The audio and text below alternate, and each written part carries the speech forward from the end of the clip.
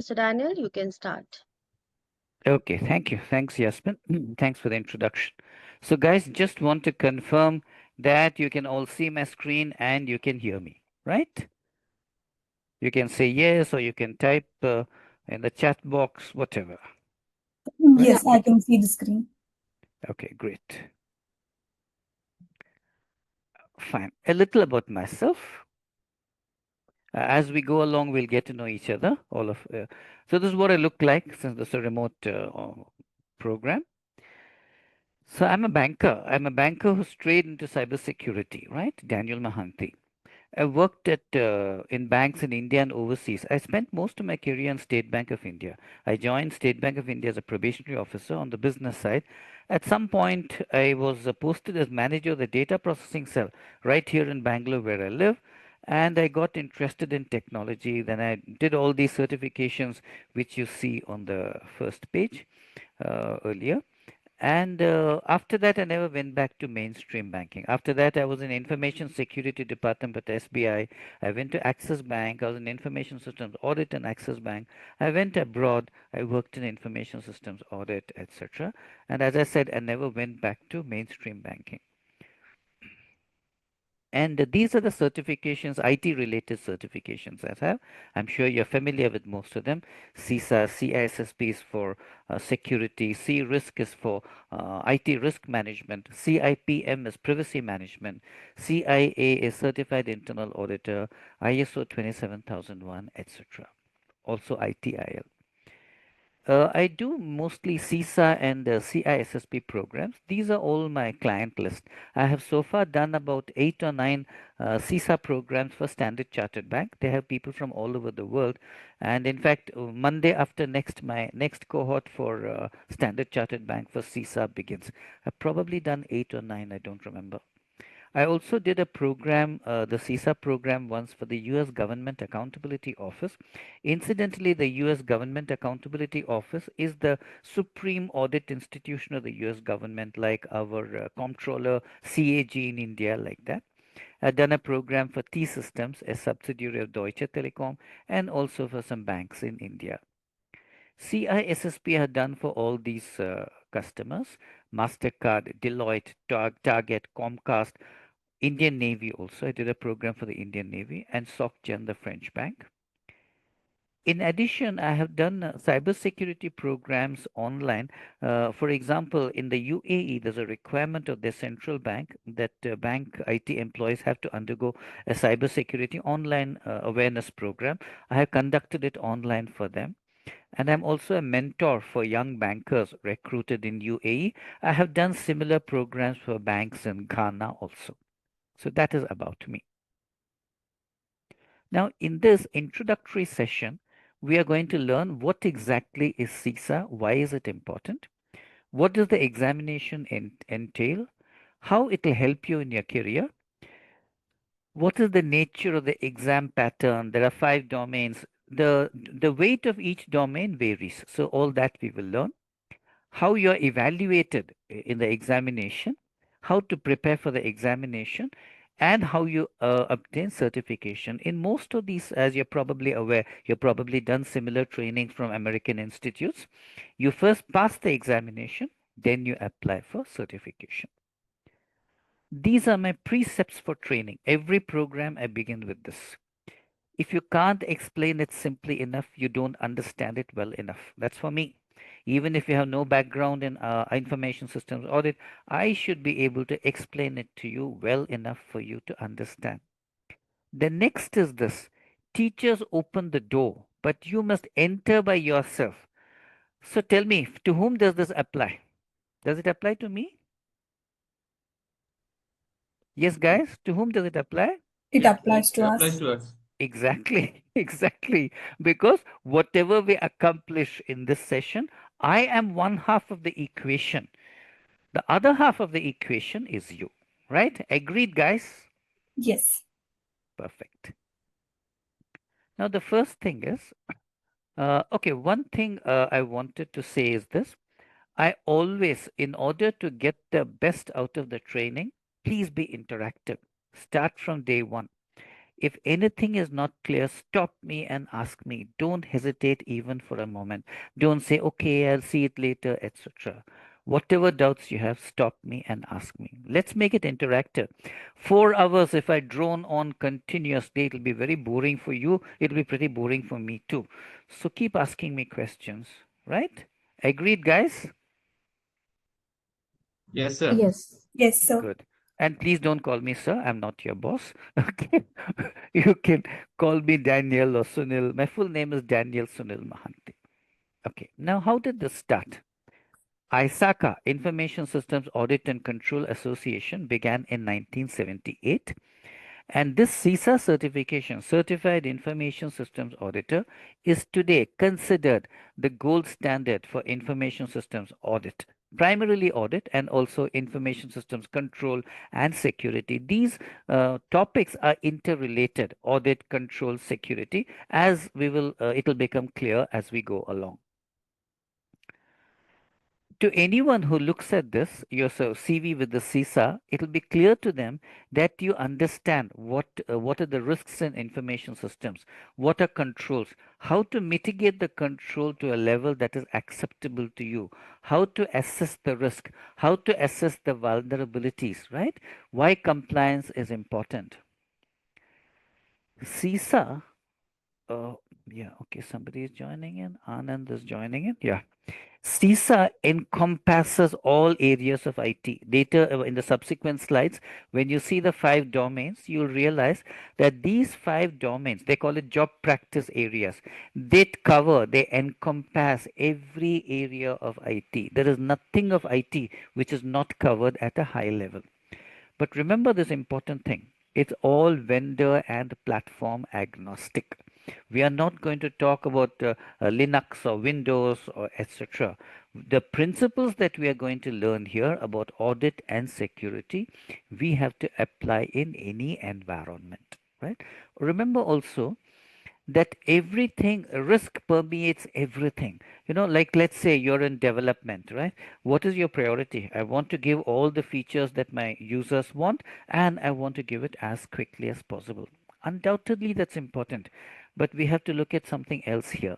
There's a saying in English: to catch a thief, set a thief. Here we have to ask ourselves, how are the controls? Are there any vulnerabilities here? If there are any weakness in our defenses, can an attacker take advantage of this, right? This is the perspective that is required here. This is very, very widely recognized. You don't have to take my word for it. You go to a job portal in any part of the world, not just India, any part of the world, in the search box, if you type CISA, you'll see for yourself how many matches you get. Incidentally, long ago, maybe one or more than a decade ago, I had put my CV in some web job portals in the Middle East, etc. I'm no longer interested in working full time, but I still get inquiries from them. The reason is the algorithm first looks for these keywords. It is looking for CISA that's a keyword. If they want somebody for information systems audit, out of all the CVs that it has, it look for this, and only if it is there, then it goes forward. So you may know a lot about information systems audit, but if it doesn't find that keyword in your CV, it'll probably pass you over. Okay, now let's learn about the domains and the weight of each domain, right? There are 5 domains. Incidentally, every 3 years or so, they revise it to bring it up to date. For example, when they revised it last year, they brought in a lot about AI, how we can use AI in audit, and what precautions we have to take, right? So these are the 5 practice areas. As I said, if you look at these 5 practice areas, you'll find out that you'll see that it covers everything. The first domain is information systems auditing process. Actually, this domain has nothing to do or very little to do with IT. It is all about how you apply the auditing principles to IT. This has 18% weight in the examination. What it means is, in all, you'll have to answer 150 questions in the exam. 18% of it means when you go for the exam, approximately 27 questions will be from this domain. The next is governance and management of IT. which means how do we make sure that IT is performing in the sense ultimately IT is there to support business. Is IT being managed properly? Is it delivering value to business? These are the questions we have to ask. So this again has 18% and you'll get 27 questions. Information systems acquisition, development, and implementation. So when you want a new system, you can either go and buy it, or if you have the skills, you may develop it in house. Today, you may increasingly put it on the cloud. But whichever pattern you adopt, you are going to have to test it. You are going to have to customize it and implement it in your organization. So this has 12%. You'll get about 18%, 18 questions. The last two are the heaviest, 26%. You'll get 39 questions for each of these. Information systems, operations, and business resilience. So consider this. You purchased a system or you developed a system, you tested it, you put it into production. The longest phase in the life cycle of a system is when it's in production. This is operations. During this, we have to keep it secure. For example, we have to make sure our backups being taken. Do we have a good business continuity plan? Are we testing the business continuity plans? Whenever users come and ask for change, are we going through the change management process, or without assessing the risk, are we blindly putting through changes? Because a risk without due diligence can actually be as harmful or even more harmful than a malicious attack. The last one is protection of information assets. This also covers a lot of things: physical security, logical security, perimeter security, because we have to protect our information assets, right?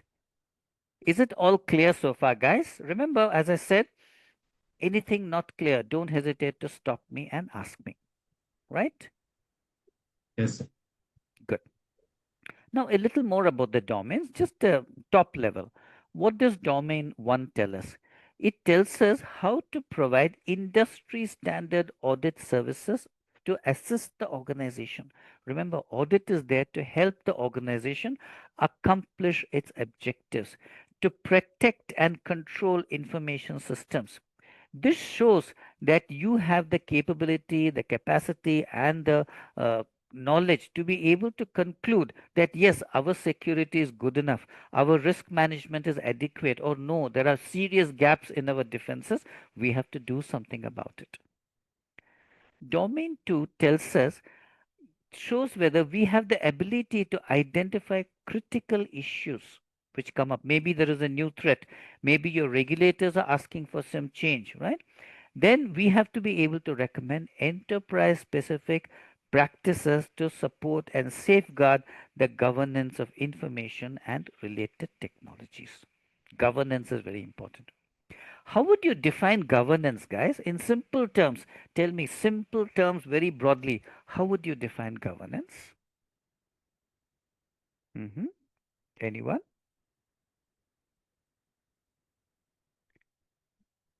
Come on, guys. No? Hey, guys, what's up? So basically, governance is carrying out your day-to-day activities, all you know, all In a kind of proper manner, in a in a proper proper manner. proper Yeah. manner, so that all your stakeholders get what they expect. Correct? Yes. Yes. So, Bhavatarani, you wanted to add something? No? I thought you unmuted yourself, so I thought Bhavatarani may have wanted to add something. No? Okay. You sound like you're at the bottom of a well, Bhavatarani. Can you speak a little louder? No. You look like you've come a couple of feet out of the well. What's wrong? Um, no. This is I better. Now I can hear you. Go ahead. yeah. I connected to my headset. That's why. Yeah. Okay.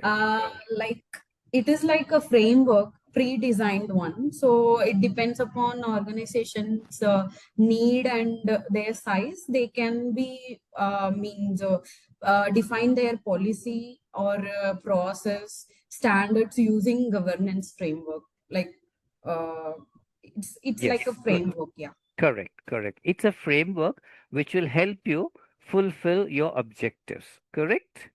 Perfect. Good. Anyone else want to add anything? Manasa, anyone else? Amit, do you want to add anything? It's basically the rules and regulations or the standards, frameworks that everyone should follow to achieve the common goal. Correct, correct. In fact, Manasa added one thing very important when she says regulations are very important. You know, in the discussion so far, we missed out compliance. Compliance is very important because depending on the industry, depending on the geography, there are some regulatory requirements, there are some laws. If we violate those, the consequences can be very severe. For example, under GDPR, if you violate their privacy statutes, how big can the fine be under GDPR? Anyone? How big can the fine be under GDPR? 20 million euros, right? 20 million euros. So compliance is also very important. Perfect. Good, guys. Okay, domain 3. Come to domain 3. Here, as I said, when you want a system, you may buy it, you may develop it, or whatever, but this we have to test and we have to implement it in a way which gives reasonable assurance that organizational strategies and objectives can be met. So tell me, guys, why do we say reasonable assurance? Is there any reason why we can't give absolute assurance?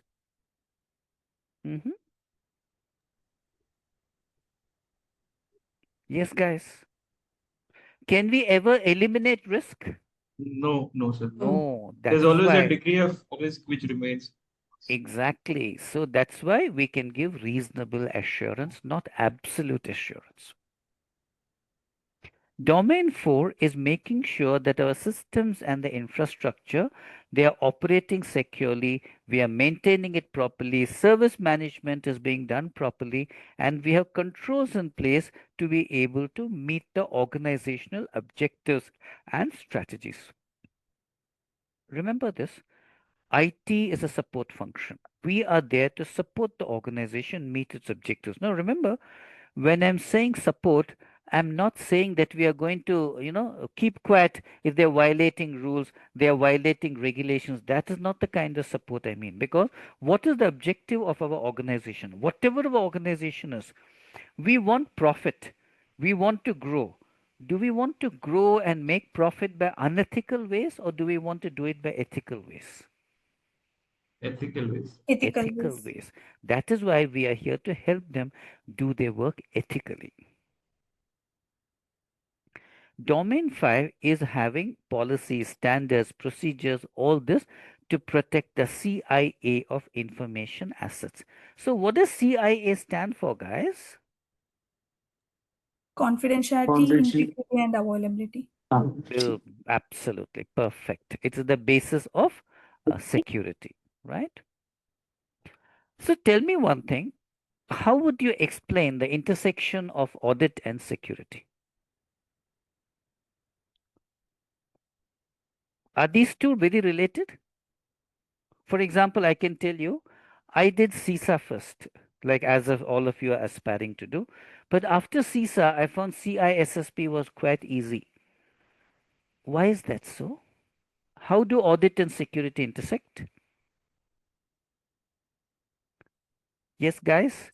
Guys and girls? To assess security posture of our organization or vulnerability, whatever it may be.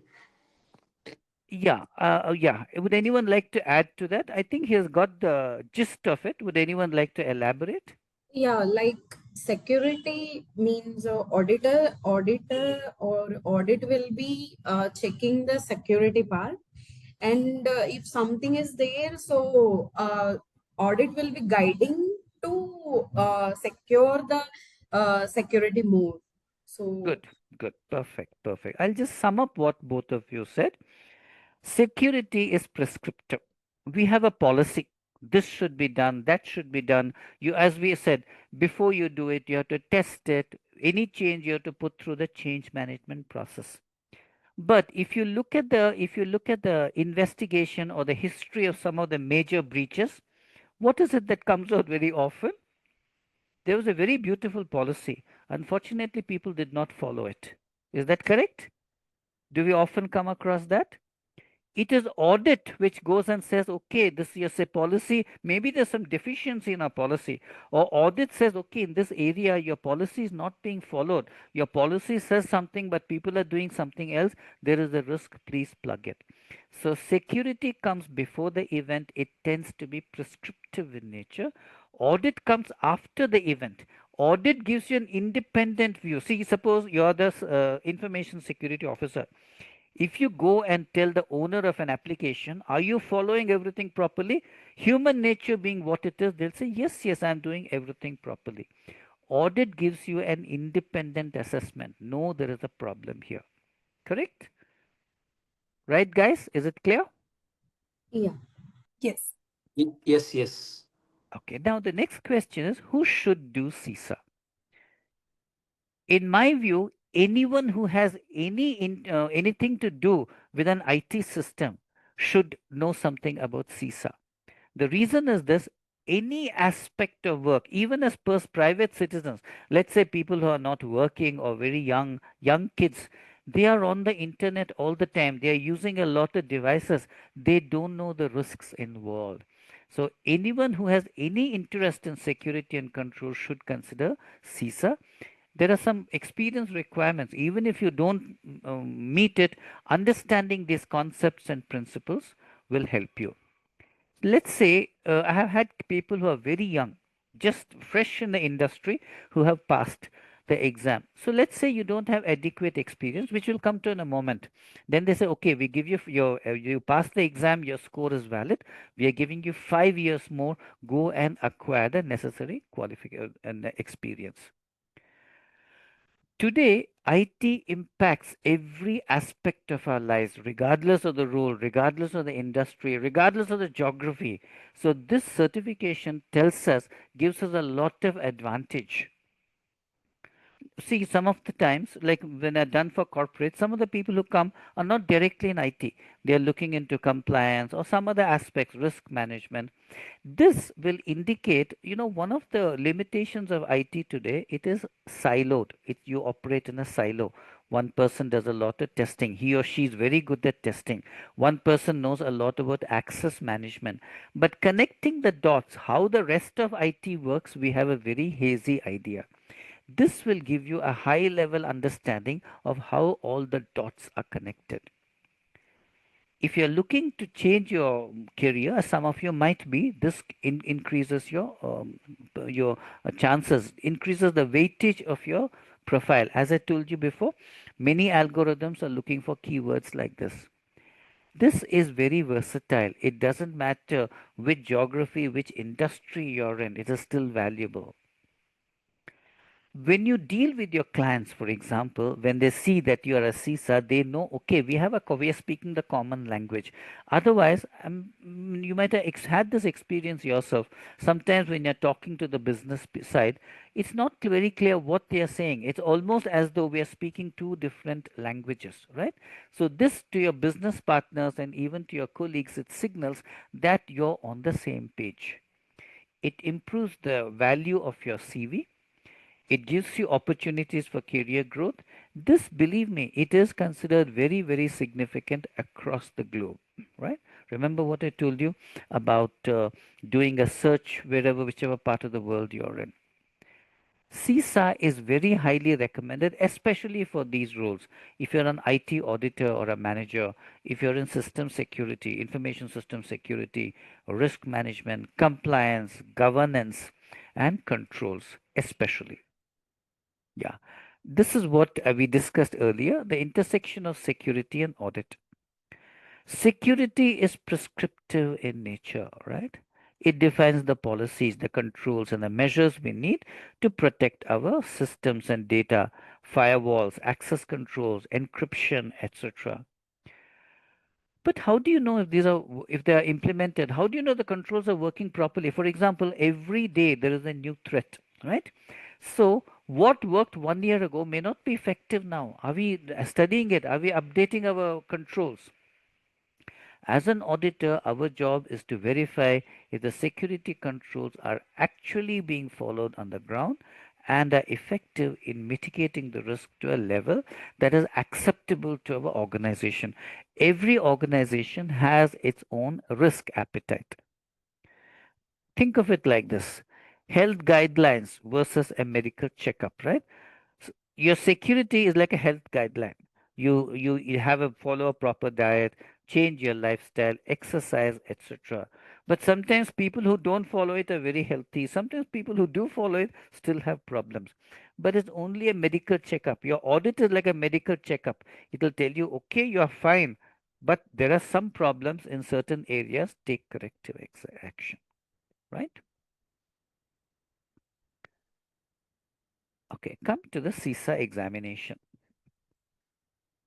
You can do this examination either online or, with remote proctoring or in person. You can go to a test center. The way this works is you first have to register for the exam and pay the fees. When you do that, they give you a 365-day window, a 1-year window.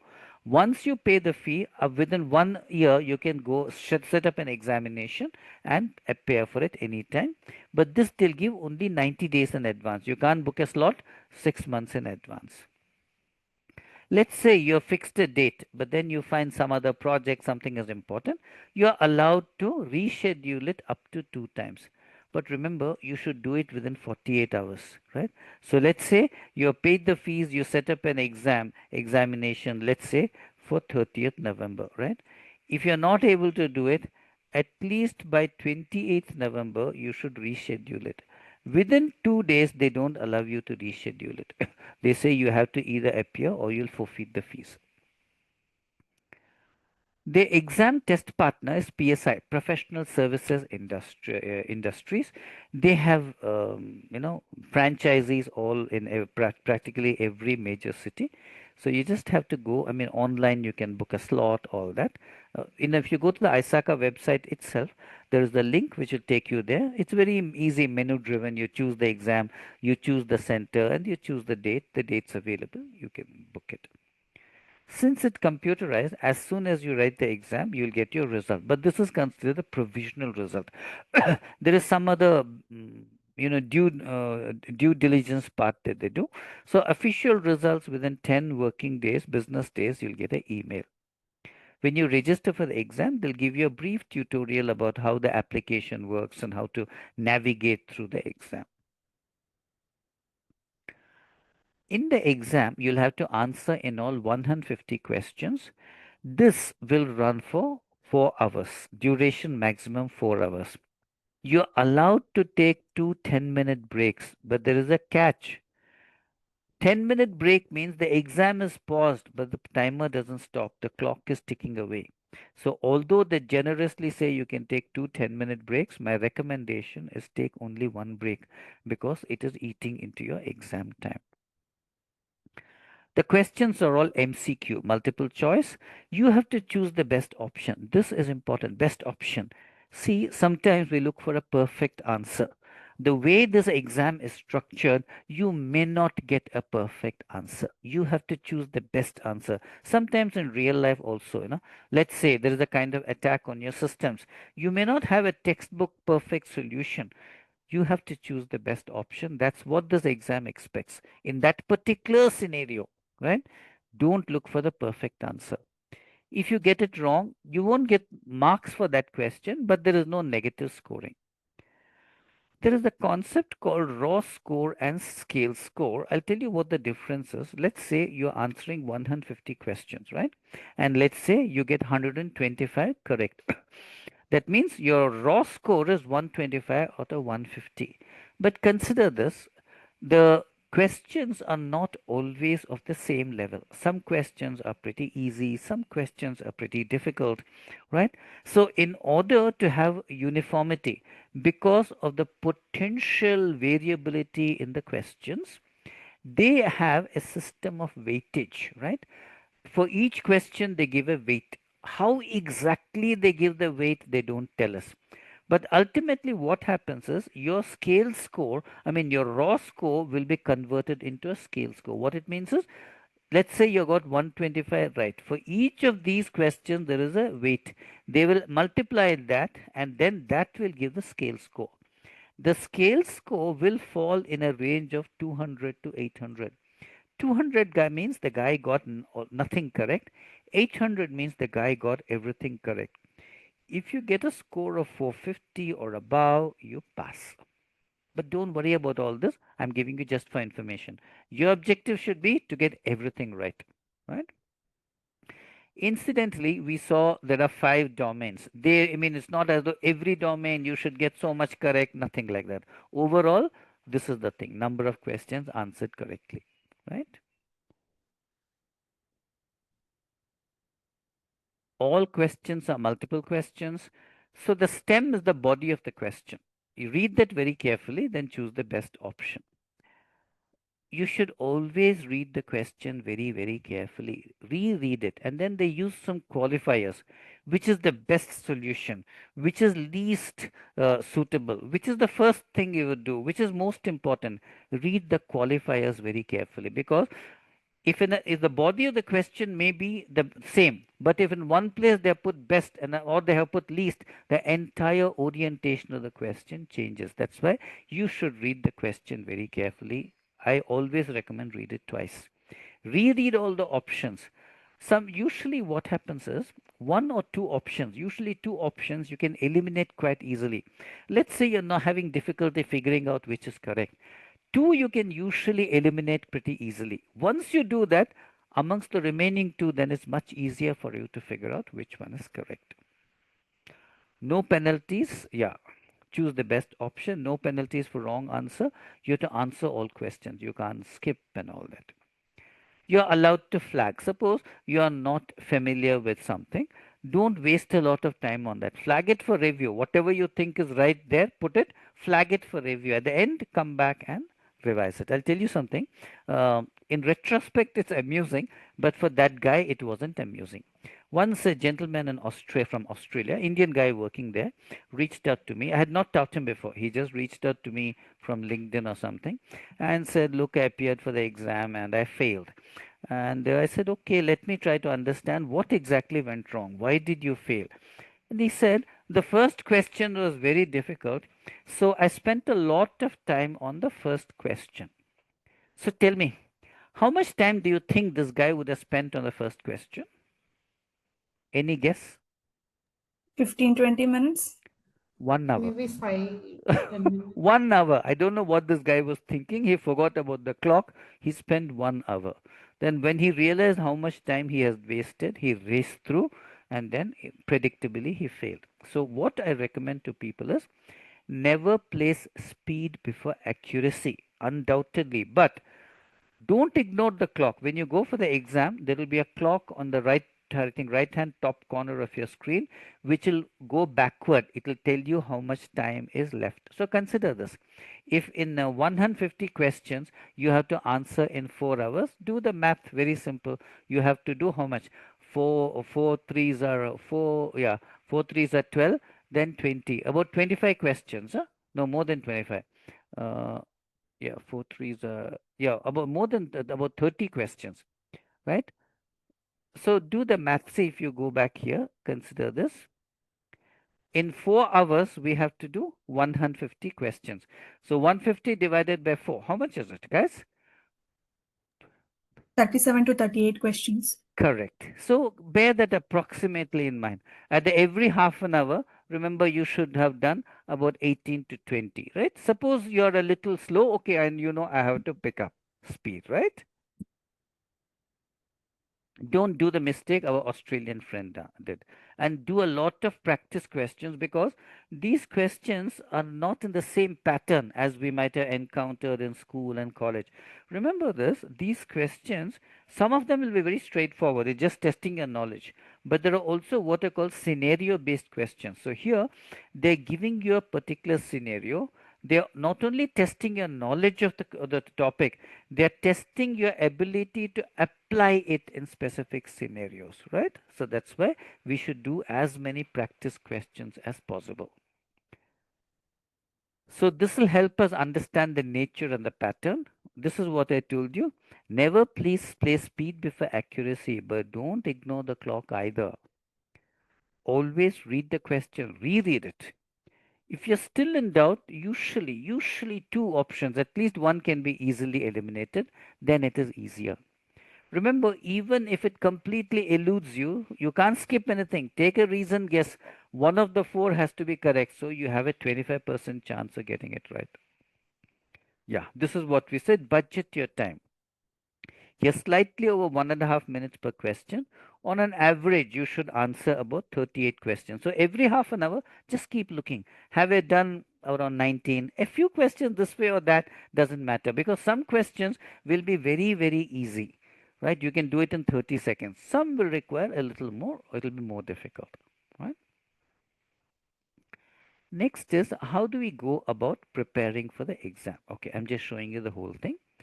The CISA review manual published by ISACA is the single best source, but they themselves say that there is no single complete source. They may give you other things also. So additional reading is highly recommended. Do you remember when I was in college and all, what used to happen? If something is out of the syllabus, the university would say, okay, anybody who attempted it, we will give you full marks because it's outside syllabus, right? Unfortunately, these guys are not so generous, right? They clearly say there is no single complete source. You have to understand the concepts, basic thing. See, this is not an exam which will just test your knowledge. It will test your understanding of the concepts. They also publish something called the CISA review questions, answers, and explanations. This has a lot of questions which will be along the same lines as what you will face in the examination. There are also some popular books available. Let me just do one thing. Good, good. I'm glad you told me. I'm glad you told me. Yeah, great, great. So I'm glad. Sometimes if I forget to record and all, please remind me, guys. Yeah, sure. Yeah. Okay. So becoming a member is not compulsory, but if you become a member, there are several benefits. The discount that you get in fees is more than the membership fee. So if you see here, how much is the difference? It is something like $185. It's $185 cheaper, correct? Or yeah, $175 cheaper, I guess. $180. Whereas membership is only $145. So overall, it is still beneficial. Another thing is, if you're buying any material, they charge you less. Another important thing is, once you become a member, on their website there are a lot of resources. You can see publications, there are case studies, etc. You'll get access to all the resources. So ultimately, while the choice is yours, I will just tell you that if you become a member, you probably not only get all these benefits, you save a little money also in the process. Right, guys? Yes, sir. Yes, sir. Okay, now how do you go about certification? Step one is you have to pass the examination. Remember, you go to PSI, on-site, create a slot, appear, etc. Once you pass, oh, somebody is, okay, Anand. Once you, for that they charge you a $50 processing fee. Then there is some prerequisite of experience, which we'll come to in a moment. You have to submit an application. It's a very simple form. Last 5 years, what did you do? Which domain, which of the 5 domains did it map to? Very simple. You have to also agree to adhere to the Code of Professional Ethics. There is a CPE policy, Continuing Professional Education Policy.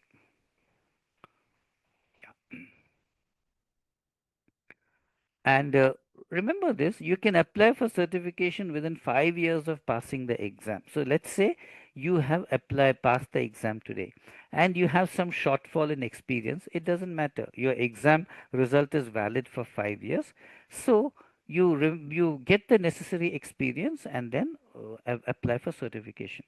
But my guess is all of us in this room, you already have the necessary work experience. Don't wait for it, immediately go and do it, because if you forget it after 5 years, if you forget it, then your result is not valid anymore. I would recommend always, as soon as you pass, apply for certification. After 5 years, your score is not valid. Now come to experience. What does it expect? You should have at least 5 years experience. IS means information systems auditing, control, assurance, or security work. Even if you're not in audit, if you're in control or security, it counts. Experience must be in one of the 5 job practice areas. Remember, we talked about all that: protection of information, assets, etc. They give some waivers, maximum 3 years. For example, if you have uh, experience in information systems, experience, or general audit work. So you're not in security, you're in IT, information systems. You're not in information systems audit, but you're in general audit. They'll still give you a waiver of 5 years, 1 year. In the 5 years, you need 4 years. For different types of degrees, right? If you have a 2 year, if you have a bachelor's or master's degree, they'll give you a 2 year waiver. If it's an associate, 1 year, etc. This work experience should have been gained within the 10-year period preceding the application date, within 5 years of passing. So consider this. What does it mean? Let's say in 2025, you're passing the exam. Your work experience should have been between 2015 and 2025, right? Suppose you don't have the necessary work experience. Remember, I told you it's valid for 5 years. You have time till 2030 to acquire the experience and apply for it, right? Guys, does it make sense? Yes, sir. Yes, sir. Yes, sir. Good. Did I tell you, ladies and gentlemen, not to call me sir? Please don't call me sir. I'm not your boss. I'm not your school teacher either. Okay. So now consider this. I did CISA ages ago. So much has changed then. There was no cloud computing, there were no virtual machines. Unless we keep in touch, how are we abreast? This is why the concept of continuing professional education comes in, so that we remain in touch. Every year, you should have 20 hours of CPE. In a 3 year period, it should be 120 hours, right? And there is a whole lot of activities. For example, let's say you're doing some other program. For example, this year I did the CPE's certification. For that, I can claim credit for CISA and CISSP. Suppose you're mentoring your colleagues. Once you become certified, they invite you to write articles. They need quizzes, right? For all that, you will get credit. In your organization, you may be attending vendor presentations. When the vendors are coming to sell their products, you attend that. You can claim that also. Teaching and lecturing. Do you know how I get my credit? From teaching all you guys, right? But remember one thing, keep a record of all this. You're attending some meeting, keep a record, keep the email. The reason is sometimes they randomly pick up for audit, then they'll say, show us the proof, right? So keep a record of that. Okay, now how do you ace the exam? Believe me, there's no rocket science here. All you need is to be sincere, committed, and put in some hard work. That's why I said start from day one. Be attentive. As far as possible, no distractions. Tell your family members, don't call me unless it's very urgent, etc. Make the class interactive. Anything not clear, stop me and ask me. Incidentally, one question often asked is, will we get the material? You will get PDF versions of the material, right? Even the books, as I said, I will be sharing any other material. Incidentally, when I share the material PDF, I will give you read access. I won't give download access, right? When we form a WhatsApp group, I want you to give me a Gmail address because I share through Google Drive. Google Drive can control level of access only if your email is on the Google Mail server. If it's another domain, it can't control. Later in WhatsApp, if you guys give me your Gmail, I will give you read access on Google Drive, which will be available as long as you want. You can reach out to me anytime, even after the program is over, anytime you can reach out.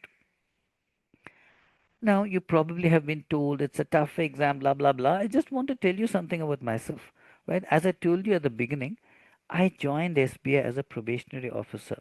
Would it surprise you to know that I studied economics in college? I didn't even do a technology program. In the first half of my career in the bank, SBI, I was entirely in business lines. I was a branch manager, retail, corporate lending, large scale corporate lending, foreign exchange, NPA management, fraud management, etc. I had a chance assignment. I was posted as manager of the data processing cell right here in Bangalore. This was a managerial role. The real technical work was being done by the programmers. But I got interested in technology, and all the certifications you saw on the first slide, CISA, CSSP, blah, blah, blah, all that I started doing one by one. And I passed all the exams at my first attempt. At this time, SBI was early days of computerization, was setting up its information security department. There were only a handful of people with any background in technology in the bank. There's a saying in the bank in English, in the land of the blind, the one-eyed man is king. So they said, at least something about technology. Why don't you come to information security department? I was the nodal officer for ATM security. As I said, after that, I never went back to mainstream banking. So the point is this: a guy like me who did economics in college, I could make this change in mid-career. So why can't you guys do it? You all have I'm sure, a much sounder background in technology than I did at that time, right? Agreed, guys? Yeah, maybe. Yes. Yes. Yes. Good. So remember, you have to understand the concept. Just learning by rote is not enough. Some things you may want to memorize, that's no problem, but understand the concept. Like in some guys in college used to mug. That without understanding, that will not help. Of the four options given to you against after each question, no single option may be entirely right or wrong. Partly they may be correct. You have to choose the best option in that scenario. When you're looking at the questions, don't look at it from a technical position, right? Here you are an auditor. This is like a managerial or an executive position. You are not involved. See, for example, let's say you're doing a program in ethical hacking. That is hands-on. They will tell you, configure this, try to attack that. This is not that kind of thing. This is not hands-on. There is no practical aspect to this. Believe me, this is largely theoretical, but we should know enough about the technology to understand what the risk is. ISACA has created what is called ITAF, IT Auditing Framework. This is the standards for audit. So it will be centered around that. Not that you have to memorize the important concepts. Remember this, one feedback I often get is, we have been doing this all along, but we never knew why we were doing it. Now I understand why this is important, right? All the things we've been doing on a day-to-day basis, you'll understand the rationale behind it. To study, I recommend the Pomodoro technique. So have you heard of the Pomodoro technique? When you sit down to study, 25 minutes of focused work, no distraction, no phones, no WhatsApp messages. Tell everybody, please, for some time, cooperate with me in your home. After that, you take a 5-minute break. If you want, you take an extra 5 minutes also, 10 minutes. You walk a bit, you have a cup of tea, etc. Then come back to work, right? The Pomodoro technique is highly recommended. Have your goals in mind. Like, I mean, in the sense, this is why I say project management approach. Think of it as a project that you're implementing. Have a long-term strategy. What is it? You have to finish this exam. See, one more thing. People often ask, how much time should I take? I recommend generally 2 months, maximum 3 months. You know why? Beyond that, other priorities will come up. You'll have major projects, your family members will have some other priorities, etc. Try to do it 2 to 3 months, ideally 2 months, max is 3 months. After that, other priorities will come up. Next is tactical. You should have weekly targets. This week I'm going to finish domain 1. I'll do so many questions. I'll watch these tapes, etc. Then down to daily goals. I have to do this today. So your strategic will be, I want to finish the whole thing in 6 weeks. I want to finish reading in 4 to 6 weeks.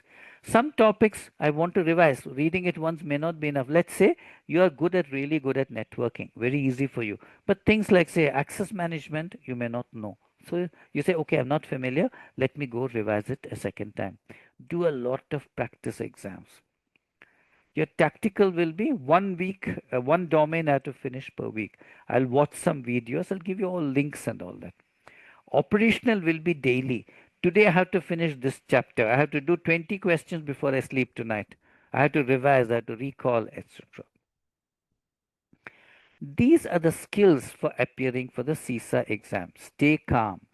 read the question twice, look at the choices, read the question again. Remember what I said, one or two options can usually be eliminated. Eliminate those. Don't place speed before accuracy, but also be mindful of the clock ticking away, not like our Australian friend. Read the questions and options carefully, reread them. Eliminating wrong options usually helps us. Watch out for the qualifiers. I told you, remember most, least, best, etc. While they allow you to take 2 10-minute breaks, remember the clock keeps running. Try to minimize. And although you may have to burn the midnight oil before the exam, etc., I always say the last 2 nights before the exam, get a good sleep. Don't stay up all night. You'll be so tired that your brain won't be fresh. Yes, guys, this is all for the introduction. If you have any questions, I will be more than happy to answer them. Hi, Daniel. This is Yes, Bhavita. please. Yeah, I have just few questions because I'm from IT support. Previously, I started my career as a system administrator. Then Mm-hmm. I have moved to audit. So I'm working as an audit coordinator. Mm-hmm. I have worked on different fields like network security, everything. So will this experience, I'm having totally 7 years experience. So will this experience work for me once if I pass the exam? So Yeah, for it will work. applying It'll work. certification. It'll definitely work. I'll give you my own example. See, what happened is when I did my CISA, when I was applying for this, I had actually spent some time, preceding time, in business lines. I was a branch manager. But see, as a branch manager, see, what they will tell you is what was your role, to which domain does it map. As the manager of a branch, I was responsible for controlling the access management of my staff. As a management of a branch, I was responsible for the business continuity plan of my branch. I was responsible for the physical security of my branch. All this I could claim. Believe me, they are not going to do any jasusi or anything like that. So long as it's prima facie in order, they will accept it. And as I think I told you before, today IT is so pervasive that you can't work in any organization without touching IT. So you whatever experience you have, network, all that, it will definitely count. I can assure you. Yeah. Thank you, Daniel. One more question is Yeah, sure. uh, I have to means do on weekly basis, daily basis, and long-term goals also.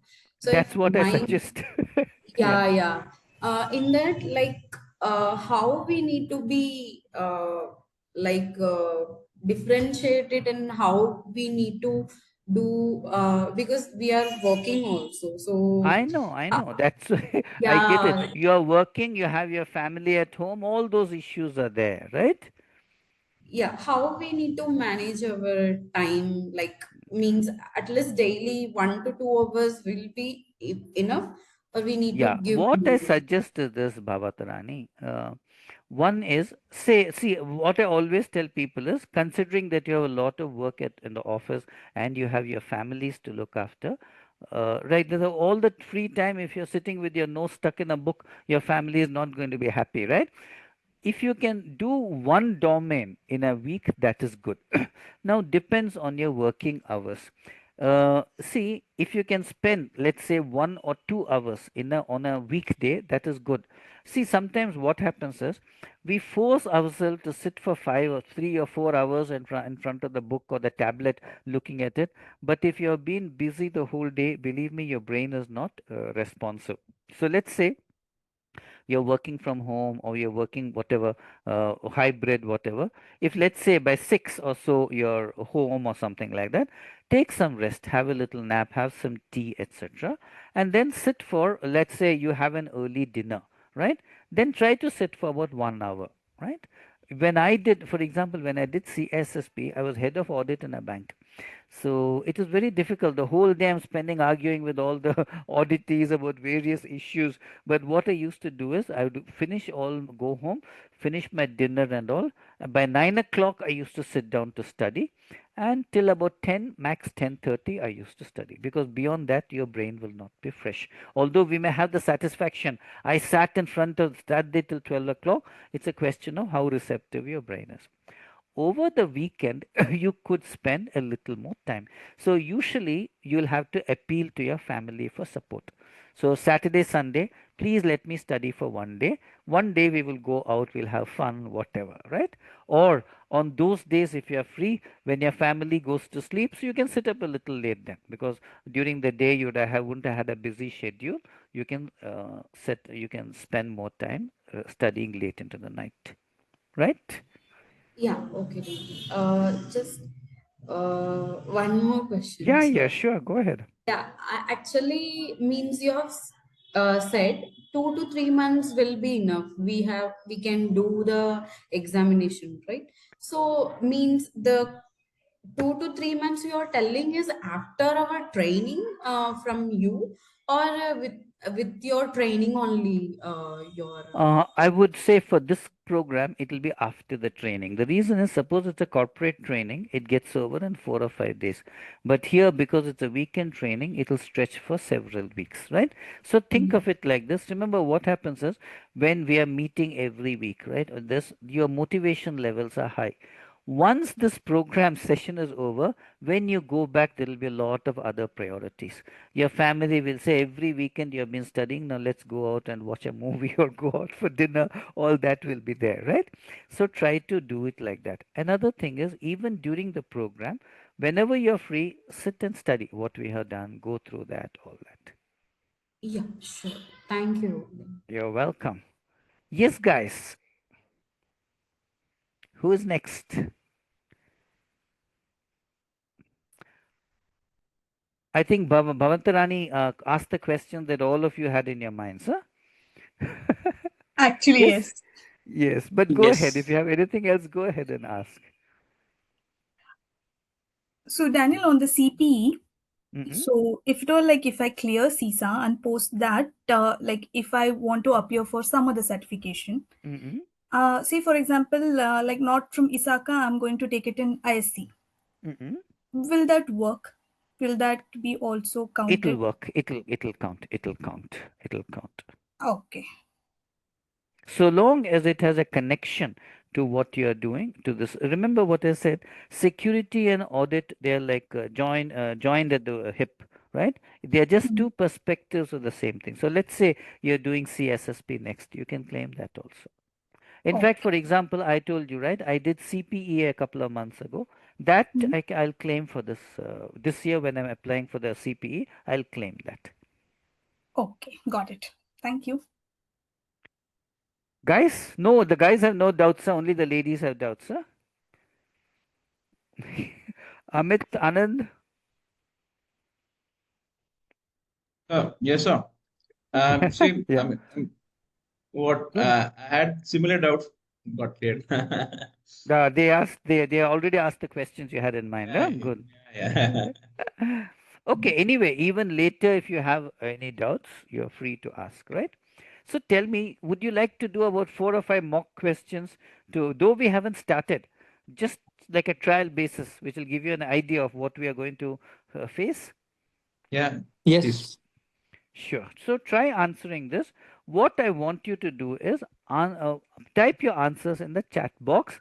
And when you're typing it in the chat box, don't mark it to everyone. Mark it only to me, right? You have to say A, B, C, D, which is the option. Mark it only to me. I would like because if you mark it to everyone, the others have no incentive to think they will go along with this, right?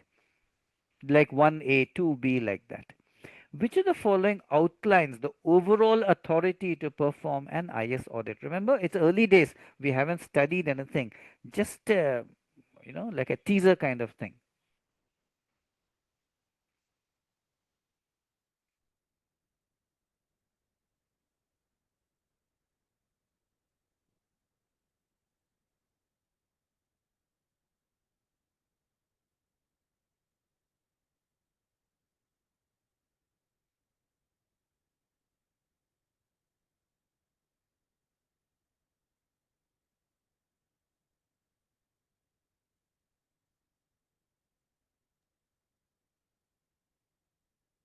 Should we answer the question? No, I would recommend that you type it and mark it only to me. Sure. Because once you answer it, everybody will, our minds will go to that.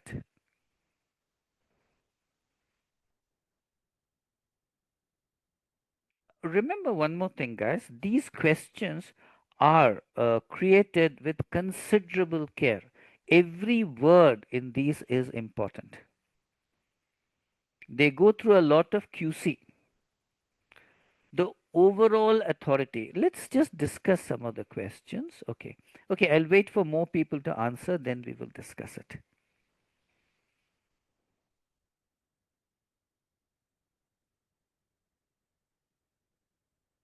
Guys, only 2 answers so far. What's up? No. Sir, I've sent you a separate. Yeah, 2 of you have answered, I think.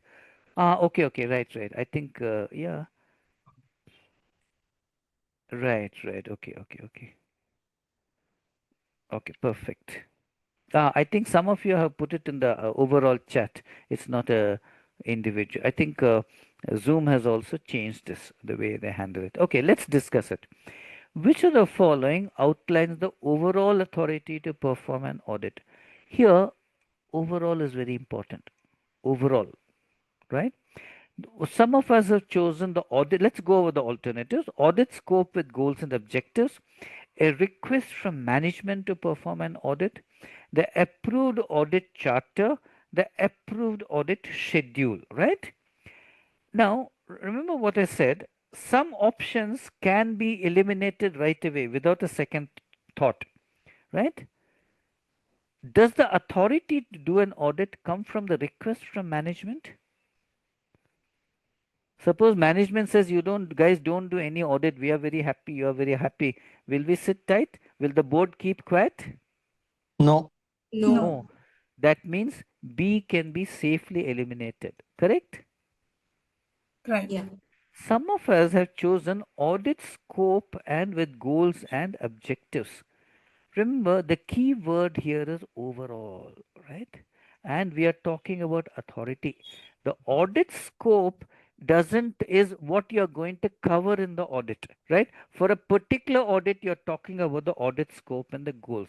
Here we are talking about overall.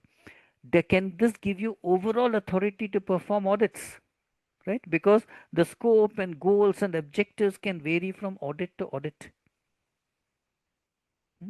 Yes. So do you think A is possible? No. No. We can safely eliminate A also. This leaves audit charter and the approved audit schedule. Right? What is audit schedule? Audit schedule means, okay, you have 5 days to do the audit, you go do it in 5 days. This is like a timetable, like a program. It is not the authority. Obviously, D is also out. The answer is C.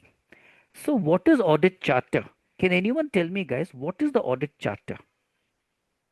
Like, it can be the board, like who's gonna perform the audit.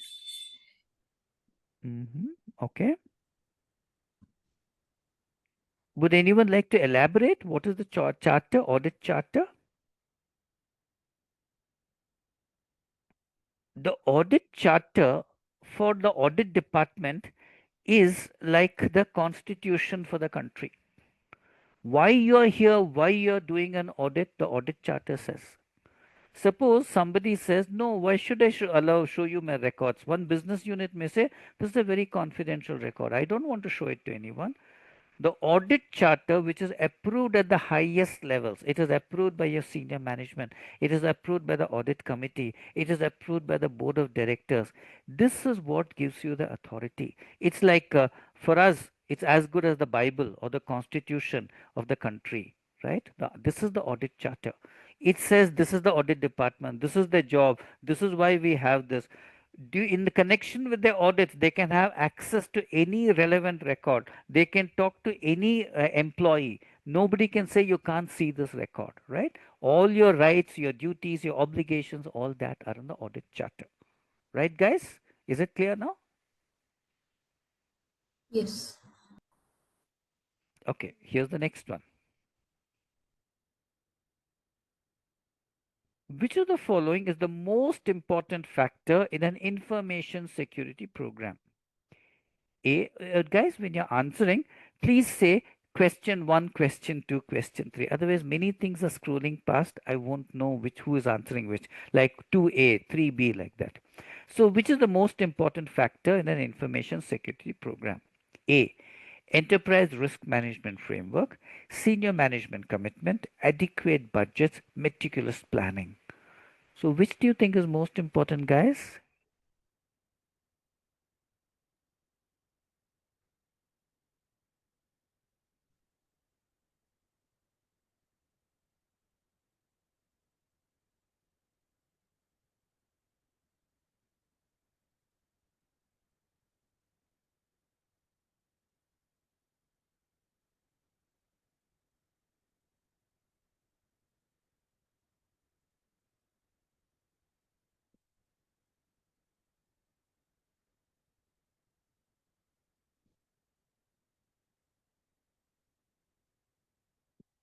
Okay, we have got 2 answers so far.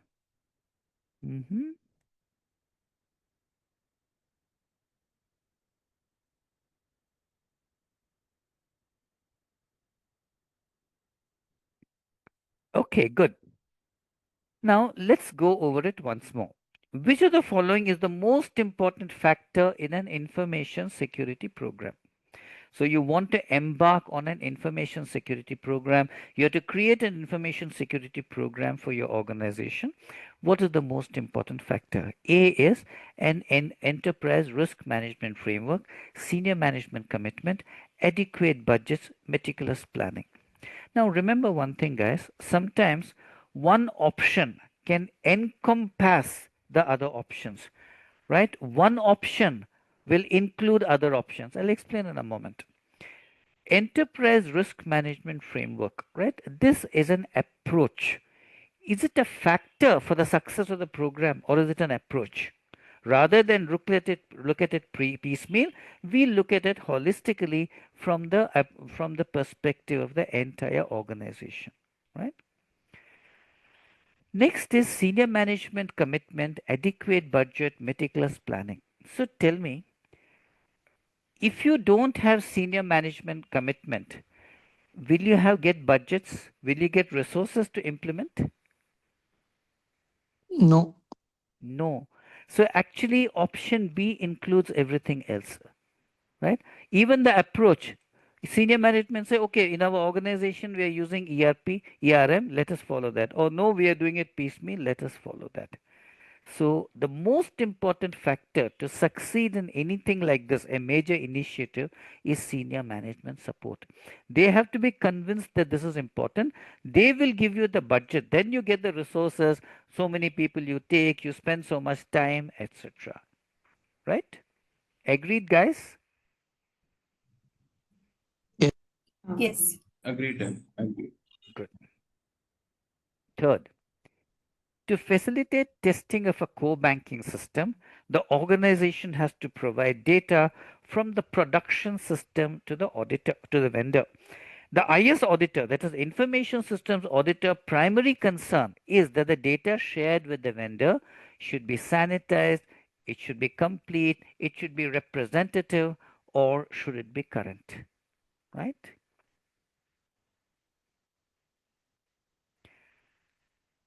So what is happening here, guys? You are in a bank, right? You are testing some system. Guys, you must tell me the question number, guys, when you're saying A, B, etc. Otherwise, many questions I won't know which you're answering, right? So consider this. You are in a bank. You want something to be tested. So you're giving it to the vendor. What does this mean? You are outsourcing testing. A vendor, you are sharing your this data of your customers with the vendor. Now tell me, what do you think is your primary concern? Remember, you're a bank.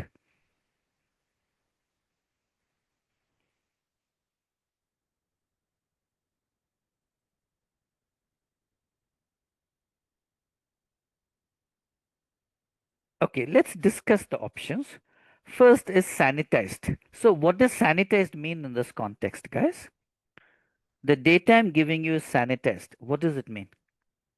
Sanitize means only what is relevant to the vendor. We should give that data instead of giving the entire, Can you data. broaden it? I mean, not just in the context of a vendor. When I say the data is sanitized, what does it mean? I'm giving some data. From this data, you don't know whether it relates to Bhavati Narani or whether it relates to Amit or whether it relates to Manasa. I am protecting the privacy of my customers by sanitizing it. I am giving some data for testing because they need production data for testing, but I am hiding the personal details of my customers. By looking at the data, he can use it to test for testing, but he can't connect it to an individual. He can't say this relates to Amit. He can't say this relates to Manasa. Correct? Is that Correct. important? Is that important? Yes. Very important, Yes. right? Okay, Yeah. let's keep it Very. aside. A is one possibility. Let us keep it aside before we look at the others. Complete. Yes, the data should be complete because if we are giving it incomplete, he may come to some wrong conclusions about the data. Okay, this is important. The question here is primary. The most important thing we have to look at. Representative. See, consider this. When you go for a audit, you're picking up a sample. The sample should be representative of the population. If the sample I'm picking up randomly and the sample has no relationship to the population, the conclusions I'm drawing from the sample, can I extend it to the population? Can I extrapolate it to the population? No. No, right? So it should be representative, undoubtedly. Right? This is also important. Current. We are doing testing as of today. There's no point giving him 5-year-old data because things have changed. This is also important. So this means all four are important. Now that we have discussed the concept or the idea behind each of these, which do you think is the most important?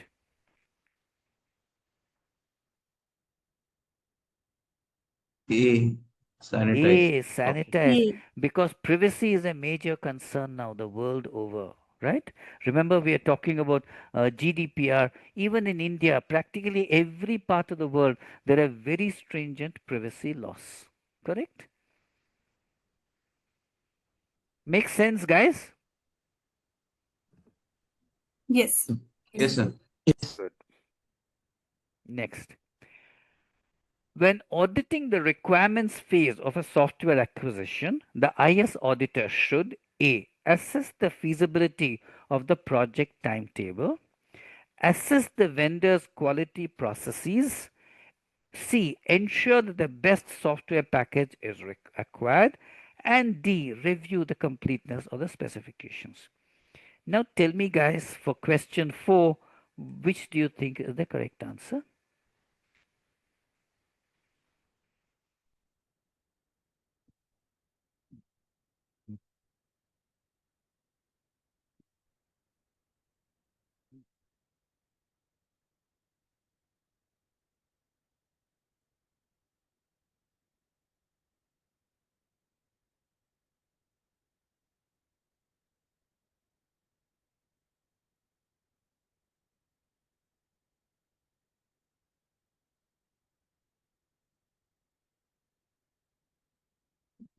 Okay, I think most of us got it right, but let us discuss the question.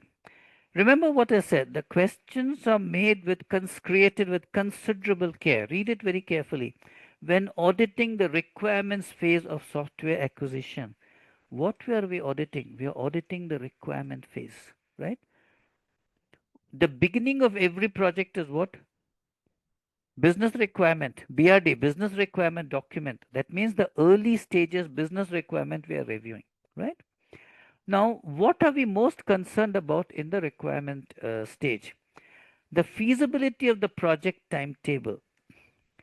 Does this come at the requirement stage, feasibility, or the design stage, or the approval stage? No.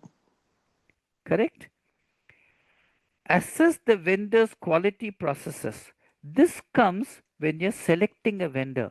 Whereas here we are talking about the requirement phase. What exactly do we look for in the solution? Ensure that the best software package is acquired. Undoubtedly, this is important. But does this come here? If you look at the stages, you look at the requirements, then you look at the feasibility, then you look at the design, then you go into the choosing the package. So obviously, this comes down the line. D is review the completeness of the specifications. What does D mean, guys? Can somebody tell me what exactly do we mean by this? Review the completeness of the specifications. It means So, we should clear. Yeah, please go ahead. Please go ahead. Yeah. so it means, the software which we are acquiring is fulfilling our, needs. Our specifications are aligning with what the software is Correct. providing. Correct. Absolutely. No, it's slightly, the order is different. Here we have to say what we require, right? Based on that, they have to develop or acquire. Correct? Is that Yes, sir. correct? Now, this, Yes. is it important? Why is it important? Suppose in this phase, we have not specified our requirements clearly, everything down the line will be wrong, correct? Your specifications are wrong, the design will be wrong, the vendor requirement we give will be wrong, obviously the development will be wrong. So the primary thing is this: make sure that the specifications are complete so that the required functionality is delivered, right? I think many of us got it right. Correct, guys?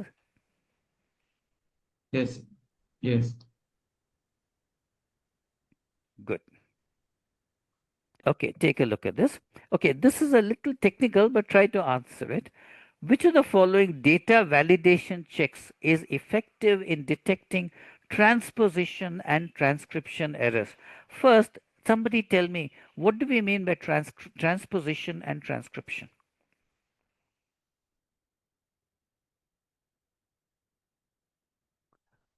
Let's say you're a data entry operator.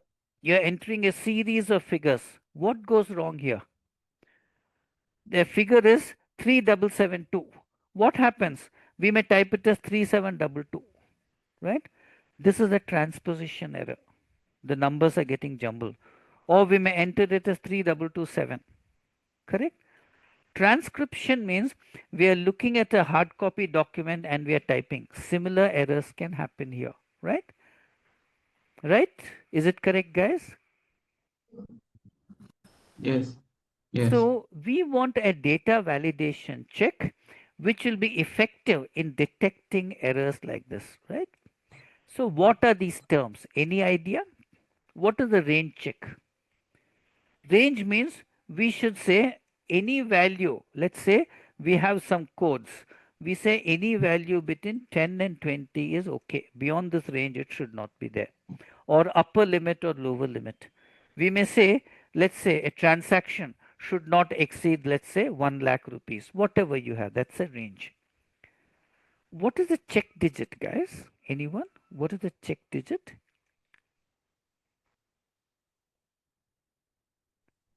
If you look Check, at, check, go ahead.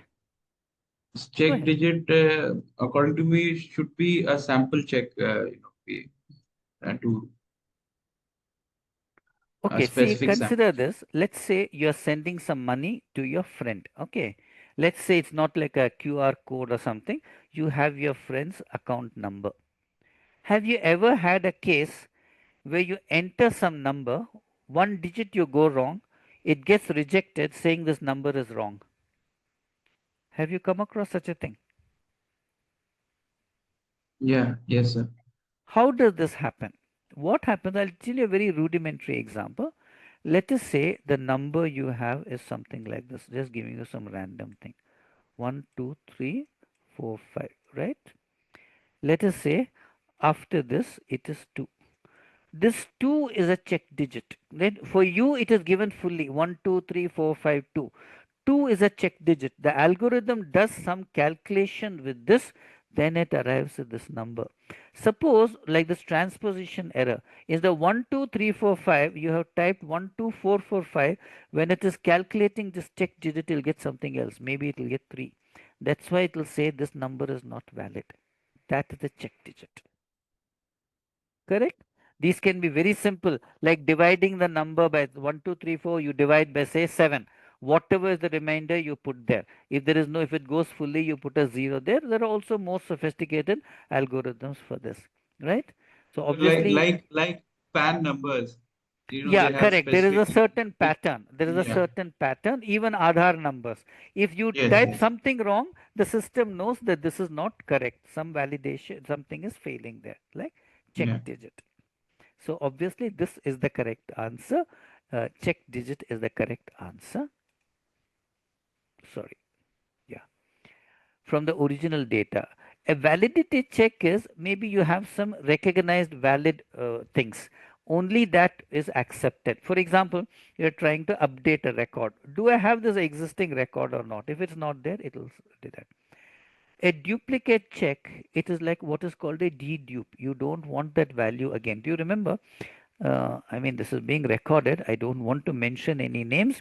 Sometime back, some payment aggregator, there's a big scandal, all that, right? They had opened something like 1,000 accounts with the same PAN number. It's a funny thing. They call themselves a fintech. How much technology does it require to do a dedupe? They were opening hundreds, thousands of accounts with one PAN number. There are simple tools which will do a dedupe, which will not allow you to have the same record twice. Correct? Yes, sir. Yes. Okay, one more question we will do, then we'll go to the topic. Start with domain one. Again, this is a little technical, early days, that's why I'm reluctant. What is normalization? What is database normalization? Anyone? What is database normalization? If you don't understand, don't worry. All this we will learn in good time. Anyone? What is database normalization? Sometimes what happens is this. We have the same data in multiple tables. We may have it in more than one table, right? What is the result of this? If we have the same data in multiple tables, what happens? Is it an advantage or a disadvantage, or can it be both?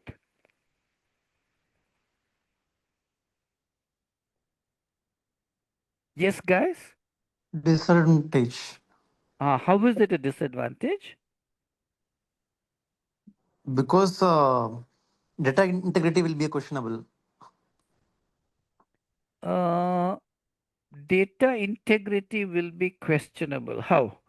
Suppose you're updating both simultaneously, will it still affect data integrity? No.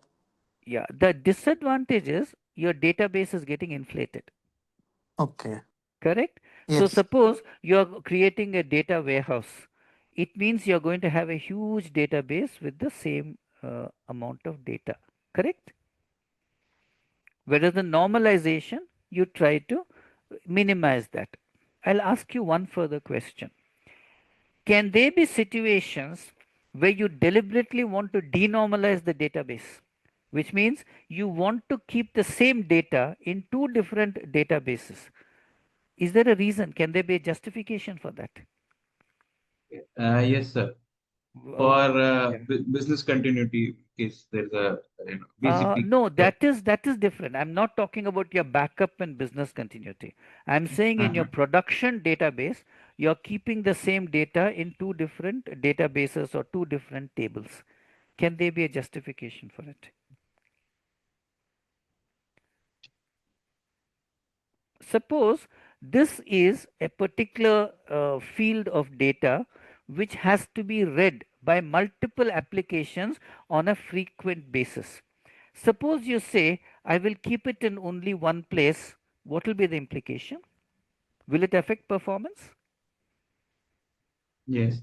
So, in certain cases, you may deliberately denormalize the table. Right? It seems deliberately for certain reasons to improve performance, I'm keeping it in two different places. But as one of the gentlemen pointed out, integrity can be a challenge. You have to make sure that both are getting updated. Correct? Otherwise, one will show one value, the other will show another value, and then you don't know which is the correct value, right? Okay, we went very deep into database normalization. Now that we know what database normalization is, let us look at all this. What is the primary benefit? Minimizing redundancy of information in tablets. B, ability to satisfy more queries. C, improving database integrity by providing information in more than one table. D, improving response times. Yeah, now that we understood something about normalization, can one or two answers be immediately removed? Suppose look at C, improving database integrity by providing information in more than one table. That is not normalization at all. Normalization means you're not keeping it in more than one place, correct? Can we remove straight away eliminate C? Yes. Yes. Yeah. Now, amongst the others, which do you think? Option B. Okay. Ability to satisfy more queries, in the sense performance, right? Or even D, improving response times, right? What about A? Minimizing redundancy of information in tables. See, what did we say? See, ability to satisfy more queries. When you're normalizing data, can you satisfy more queries? We said for performance issues sometimes, okay, let me just draw it out here so that it is clear to us. We have data in table 1, right? Let us call it table 1. The same data we are keeping in table 2. This is denormalized. What is normalization? We'll remove one and we'll say we'll keep it here only. So when you are normalizing, obviously it is not going to help you satisfy more queries, correct? It is not going to improve response times, correct? If you are denormalizing, these two may happen, but for normalization it will not happen, correct? Is that right, guys? Correct. Yes. So B and D can also be eliminated. So what does that leave us with? It is minimizing redundancy of information in tables, which will make sure that your integrity is protected and your queries will run faster. Otherwise, you have an inflated database because a lot of records we are carrying in multiple tables, and your query has to go through so many tables to get the same information. Correct? Agreed, Correct. guys? Yes. Okay. So tell me, how did you find these questions? Are they interesting? Does it whet your appetite for more? Yes. Yes. Okay. Let's do one more question, right? Then we will stop here and go to the topic, domain 1. An IS auditor reviewing the configuration of a signature-based intrusion detection system would be most concerned about which of the following? So what is an intrusion detection system, guys, and what is a signature-based intrusion detection system? Anyone? What is an IDS?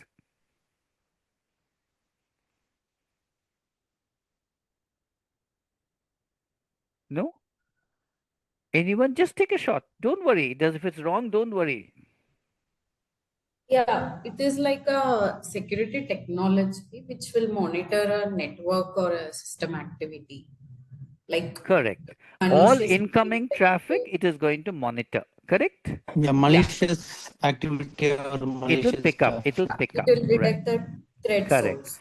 Now, what is the signature-based IDS? What is signature-based?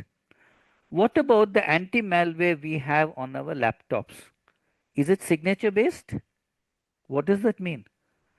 It means if a known threat, it has the signature, it is very effective. It will catch it. But if it's a zero-day threat, will it catch it? No, because it doesn't have the signature. Correct? Yeah.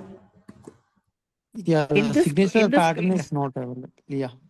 correct. Now, what is signature? It means everything attack has a particular pattern that you're analyzing. Then your IDS or your anti-malware says, okay, if anything that comes in, I'm looking for this pattern, for this signature. If I find the signature, I know it is malicious, I will block it. correct? So this is a signature into IDS system, which is signature based. It is based on if knowing the signature. What is the other type of tool? They're also anomaly based. In the sense, you form a certain profile of the environment. If I find any anomaly, whether I know the signature or not, I know there is something fishy. Let us say, for example, based on our the profile we have of our users, we know that Manasa does not normally download a lot of information.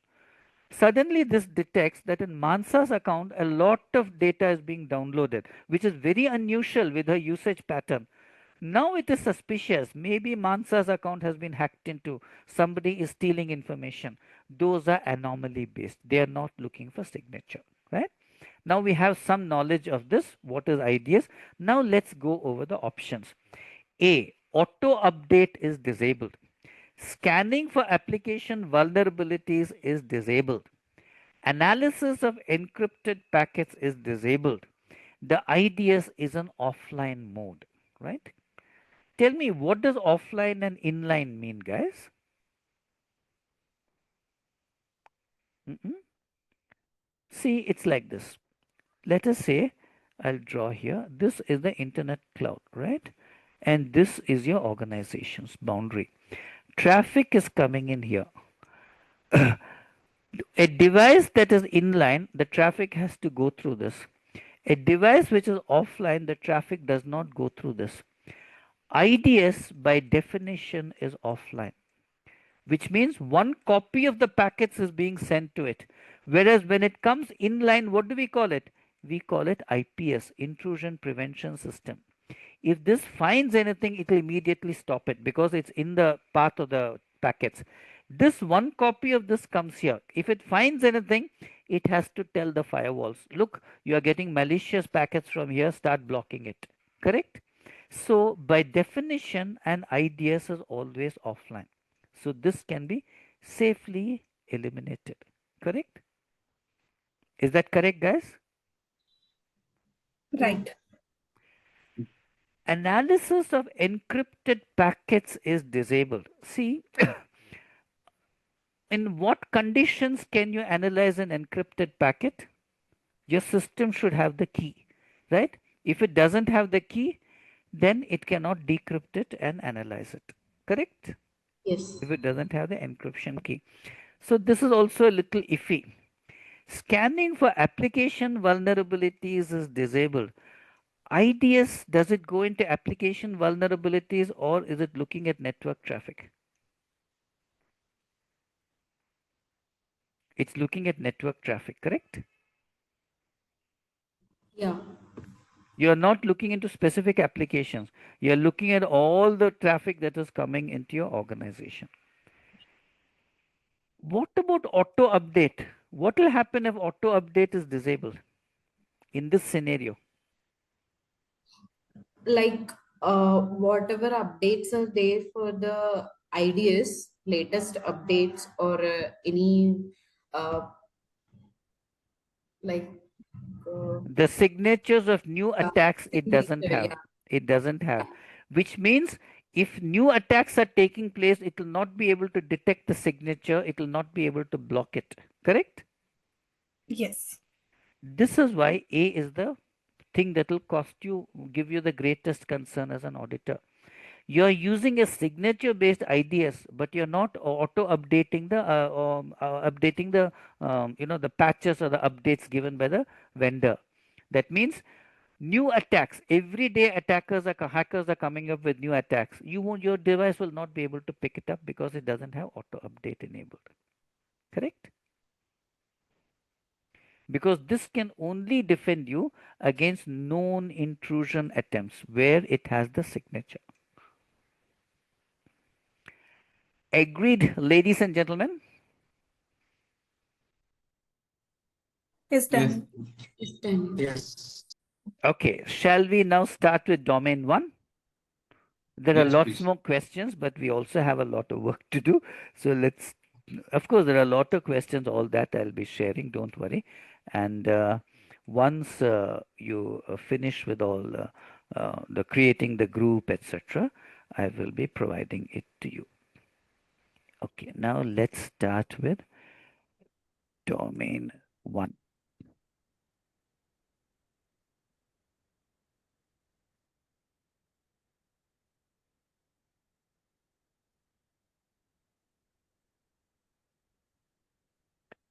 Yes, guys, can you see my screen now? Domain 1? Yes. Good. Yes, we can. Okay, what are the learning objectives of this? Remember, this has 18% weight in the exam. You'll get approximately 27 questions. This is at the core of IS audits. This is the core of IS audits. But as I said in the a little earlier, this doesn't have much to do with technology. We are not concerned with technical issues, but with the actual audit process, which we have to apply to IT systems. What are the things we look at? How do you plan an audit? How do you carry out an audit? How do you conduct it? As the audit progresses, how do you communicate? How do you make your recommendations to the stakeholders? Should you conduct an audit follow up? So, what is an audit follow up, guys? What's an audit follow up? Will anyone tell me what it is? Yeah, like once audit is completed, so auditors will be getting a means they'll be doing a report.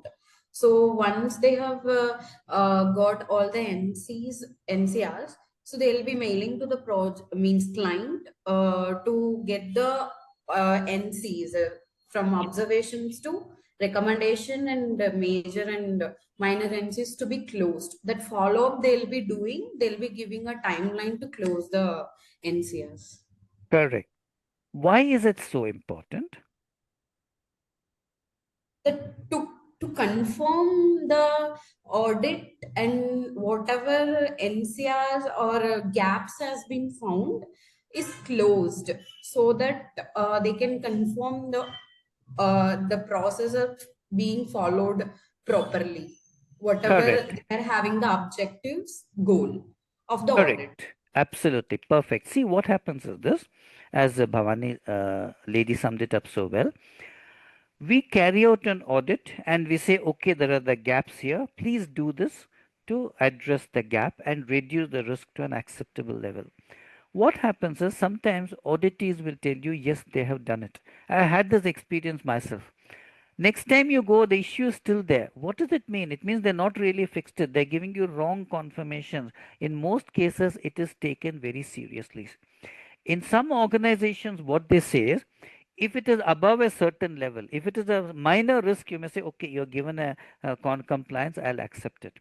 If it's a major issue, your policy may say you have to go follow up. As she said, you have to go check, have they really addressed it? Have they implement? Sometimes they do it, but they don't implement it properly. Because until they implement it properly, your organization is exposed to the risk, right? Is it clear to everyone what audit follow up is? Guys, Yes, Daniel, it's Yes. clear. good. Evaluate IT management and monitoring of control. See, when you go into audit, you're not just looking at applications, you're not just looking at data centers, infrastructure, you're also evaluating IT management. Are you monitoring the controls? If you find the control is not working, are you taking corrective action, or are they just sitting, okay, after a couple of months, audit will come. If they tell us something, we will do it. Until then, we will sit tight. That is not good, right? So we all were also there to evaluate IT management. Utilize data analytics. We work with data. We analyze the data. Based on that, we may say, okay, when you put in this control last year, it was quite effective. Now it is not effective. We have to change the control. We have to change the process. We provide consulting services. Okay, what are consulting services, guys? What is an assurance service and what is a consulting service? Audit, basically, the what audit does is divided into two categories. One is called assurance and one is called consulting. What is the difference between these two? Who is going to tell me, guys?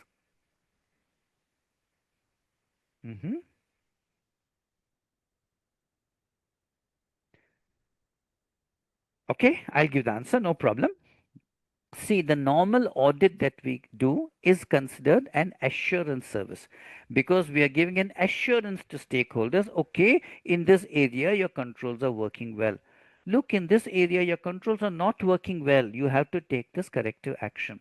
This is called an assurance function. Now, consider this. Your business side is coming up with some new process. Okay, there are two alternatives.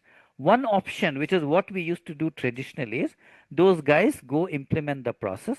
After 6 months or so, whenever the turn comes, we go audit it. Then we find there are a lot of gaps in the controls. By then, an incident might also have taken place. So, is there a better way of doing it? In the sense, before they implement a change or before they implement a new product or before they change the process, they come and tell us, okay, you guys are the experts in controls. This is what we are designed. You go over it and you tell us if you think this is okay. If not, what should we do? This is called the consulting service as a consulting service. Which do you think is better?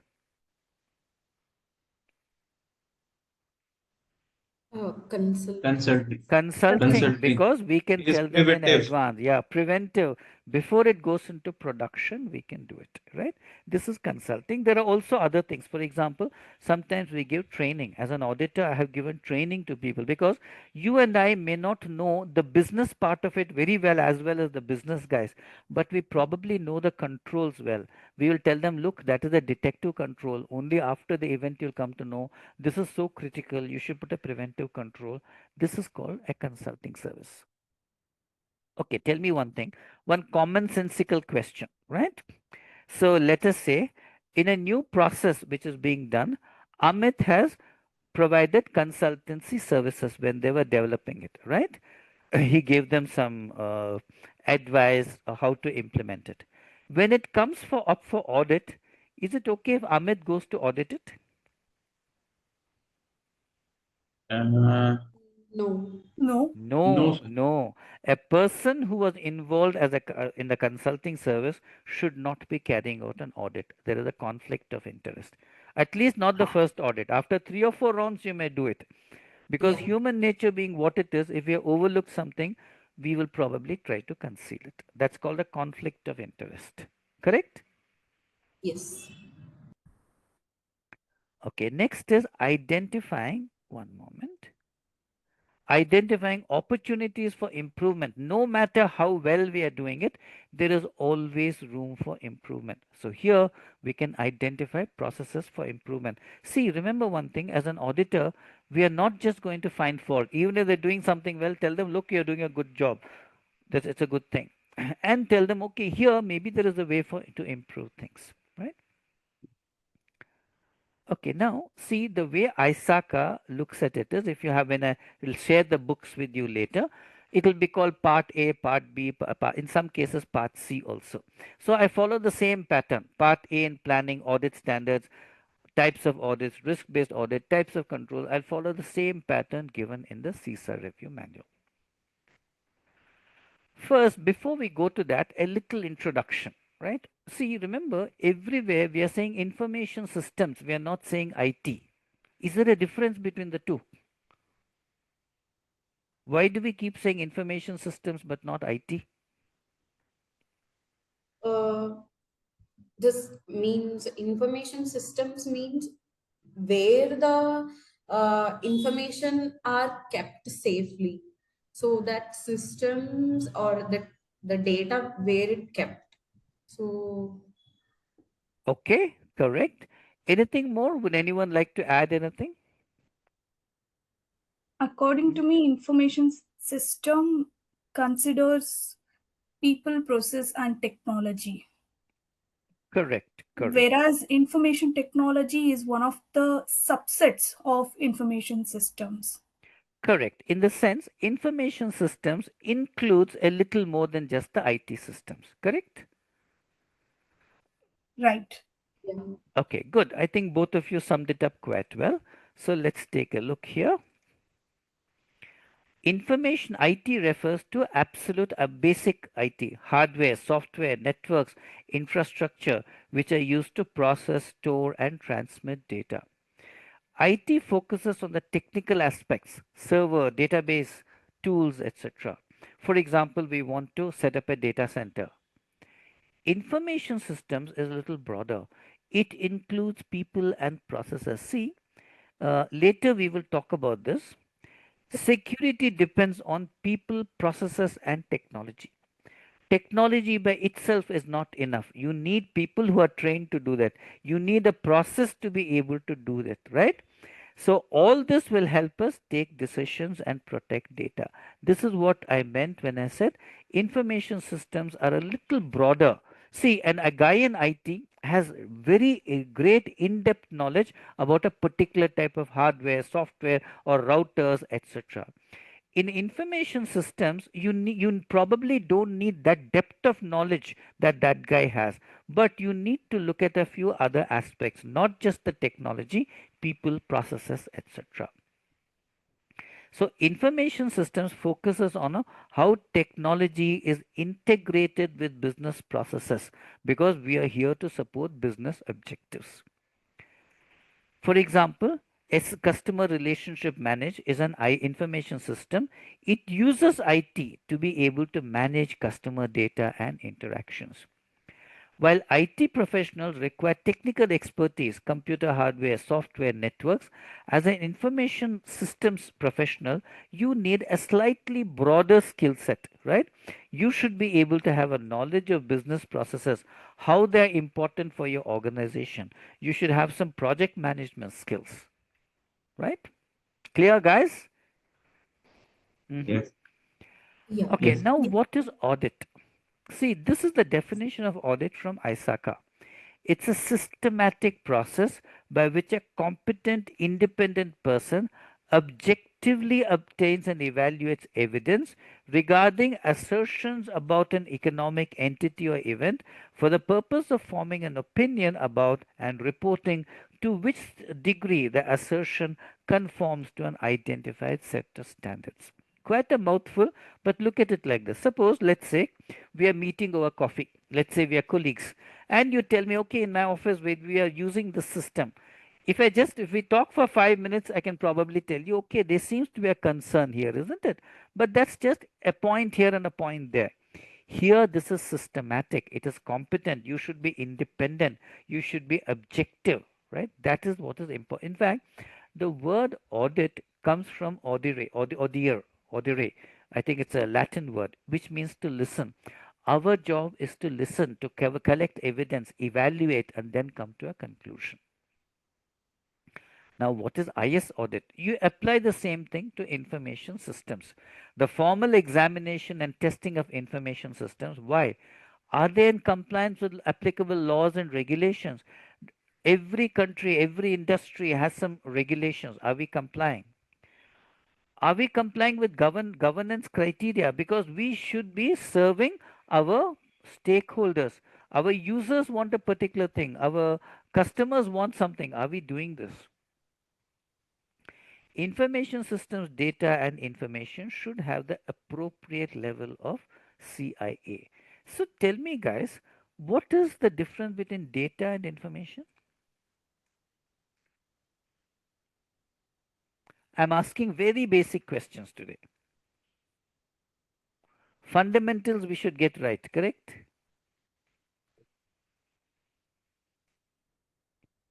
Yes, guys.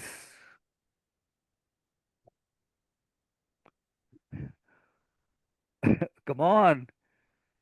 Like Data mean, yeah, data go can ahead. be like it's a set of number based. Correct. Yeah, but information can be a report or like it can be show up about any decision.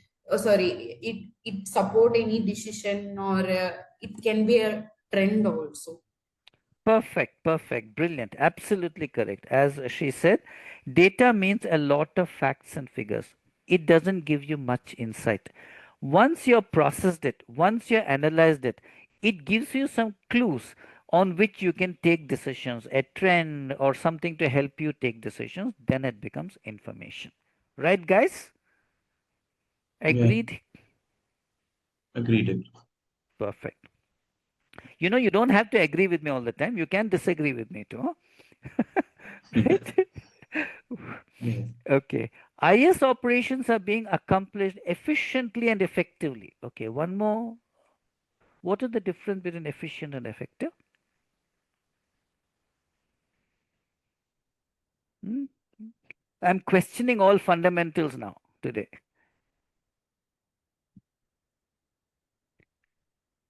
Yes, guys, effective is getting the job done. Correct? So let's say you asked me to do a job, I have done it perfectly. Effective. But then I took 5 days to do it. Anand is able to do it in, let's say, 3 days. Who is more efficient? Exactly. So effective is getting the job done. Efficient is you're getting the job done with the optimal utilization of resources. Correct? Remember this distinction, optimal utilization of resources.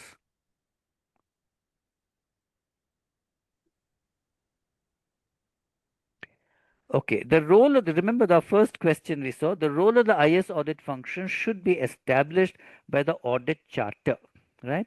Approved by the board of directors, audit committee, and senior management. That's why I said it's like the constitution of the country.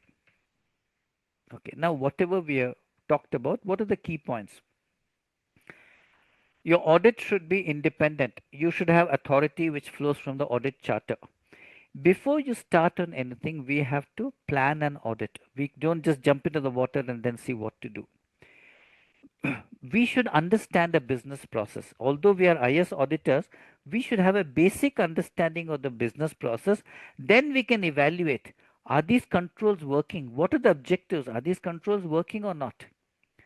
Before we start, we should know the scope, right? Maybe it was audited, let's say in December last year.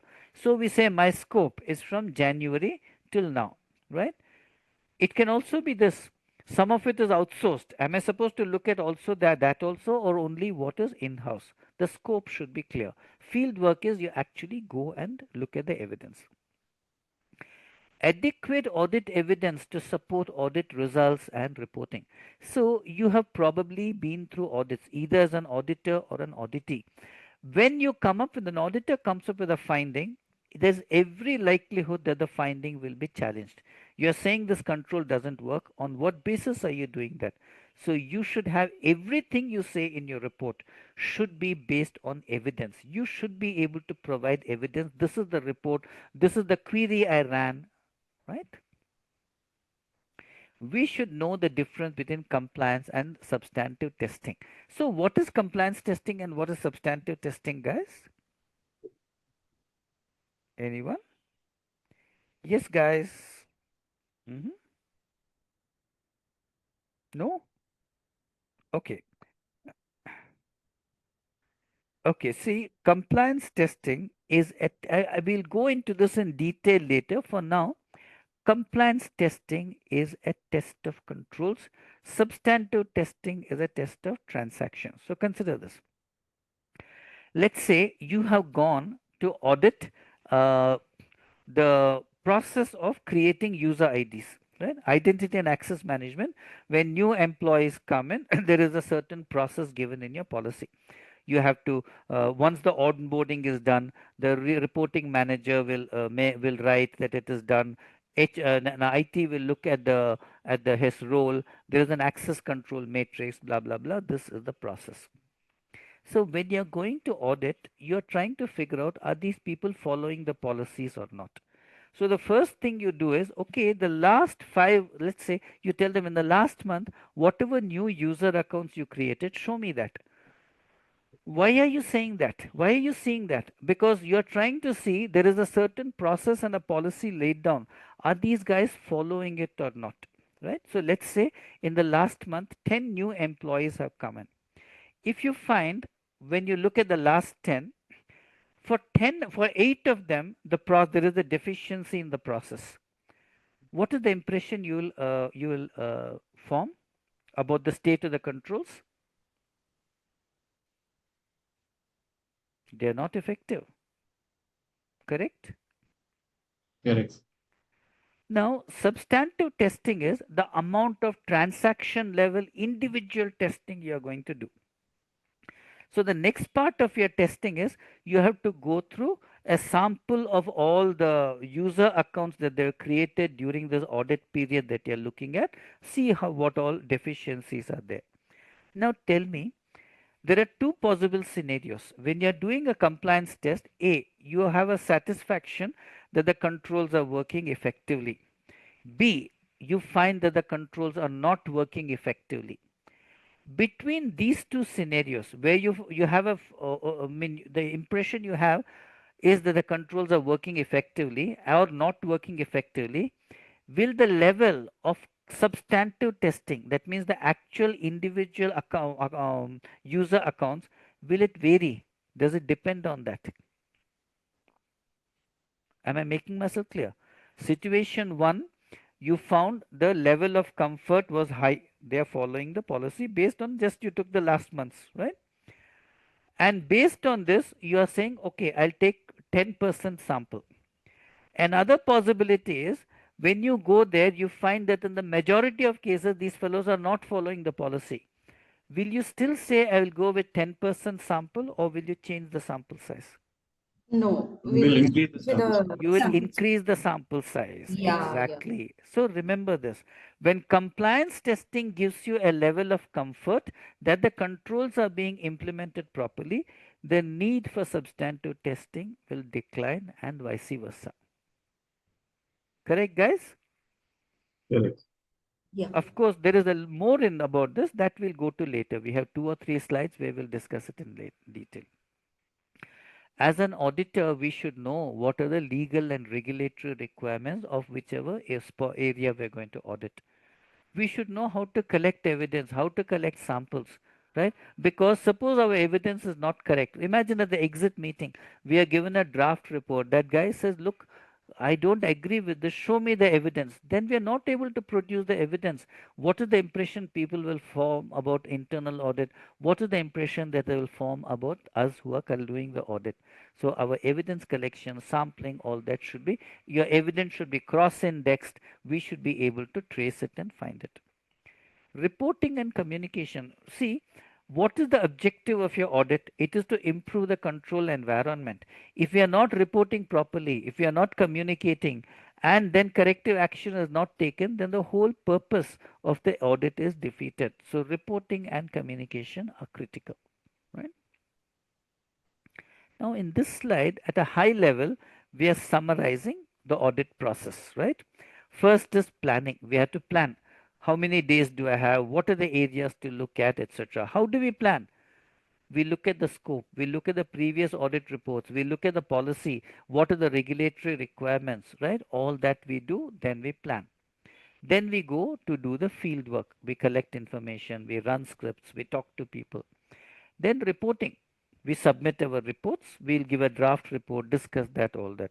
Then follow up, meaning we see whether they have implemented the requirements. A little more detail, what happens in the planning stage? Here we will first send them an audit notification letter. We will collect background information like looking what is the process, etc. Understand it, identify the risks. Then we'll create a program. Let us have 5 days. Day 1 we will look at this. Day 2 we will look at this. We may have several team members. This team member will look at this. This team member will look at that.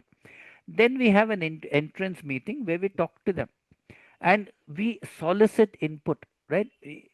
For example, the auditing, the head of that division may say, look, that area I have not been able to look at clearly. I have some misgivings about the work there, right? Maybe the controls are not working properly. That is giving me sleepless nights. So you say, okay, I'll look at it. Doesn't mean you're going to follow it blindly. You will do your risk assessment. You will ask for input. You will do your risk assessment and then take a call. Then tell them how much time you have, my resources, because they have, remember, you are going there with only the objective of audit. They have to do the regular work also. So in all humility, you have to ask them for their cooperation. I know you have a lot of work, but I too have very under a severe time constraint. Please help me. Then during the field work, you do all this. You conduct interviews, you review all the documentation, you test the transactions, etc. Then you give a draft report, and in the exit meeting, you'll discuss the audit results. In this, there may be some disagreements. You have to listen to them and resolve it. Suppose they say, I mean, see, auditors can also make mistakes. If you made a mistake, you say, yes, I'm sorry, I made a mistake, right? And then corrective action, whatever you're recommending, is it feasible, time allowed, all that we have to look at. Then formal thing. After that is agreed, we release the final report. We communicate. Then we have agree on the corrective action. Then we distribute the final audit report according to the distribution list. Remember, your audit reports have a lot of sensitive information. It should be given only to those who are authorized to receive it. Finally, follow up. You see whether corrective action has been done. Review the new process. Review the documentation. And you may also carry out an audit again to see if the risk has been addressed, right? This, in one slide, we are summing up everything that we are going to learn over the next several hours, but in much greater detail, right? Guys, would you like to take a break of about 10 minutes if you want to get a cup of tea or something? Yes, sir. Yes, sir. Okay. Needed. Okay, I'm pausing the recording. Okay. Daniel, one more thing. Yeah, I've sent a invite on WhatsApp. If you can join that. I'll do that. I'll do that. It must have And come. Yeah. Yeah, I saw it. I saw it. yes, yes. And Anand has not shared his number. If you can Okay. do that. Okay. Anand, if you haven't done it, please do that. Okay, I'll join the Anand is group right away. Oh, you're giving it a nice name. Ace the CISA. That's a good approach, huh? Positive approach. Good, good. So, guys, all of you, please join the group. And when two people are not there, right, in the class, one lady and one gentleman, right? Nitin is not there. Nitin is my colleague at work. So Oh, okay, okay. he got stuck up with some personal thing. So he'll join from the next class. Okay, So okay. I know about Nitin. I don't know about the other person. There was one more person called Anand, right? Another person called Anand something. I thought I saw a similar name. There were two gentlemen Anand and the. Raja, yeah, Anand Raja. He joined, but then I think he's logged off now. Okay. He found it too dreary, yeah?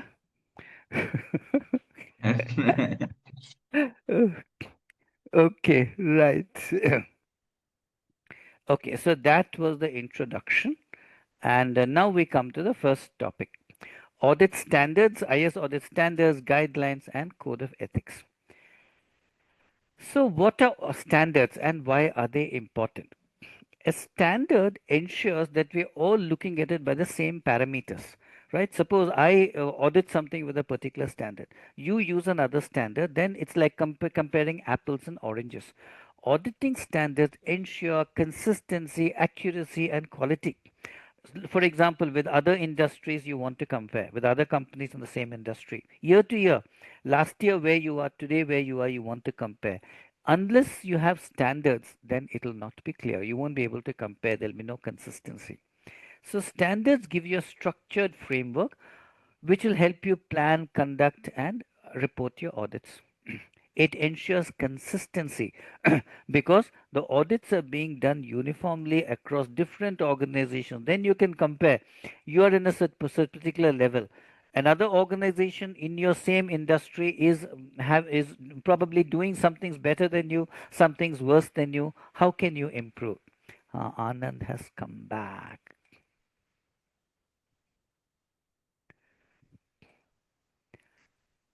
Anand? Okay, he's joining. Okay. Next is this gives you some quality assurance because you know that some recognized standards and techniques are being used, right? It is necessary for legal and regulatory compliance because your legal requirements in any industry, whether you're a bank or a pharmacy or an airline, there are some requirements. you can make sure that whatever you're doing, the standards will help you align with the regulatory requirements.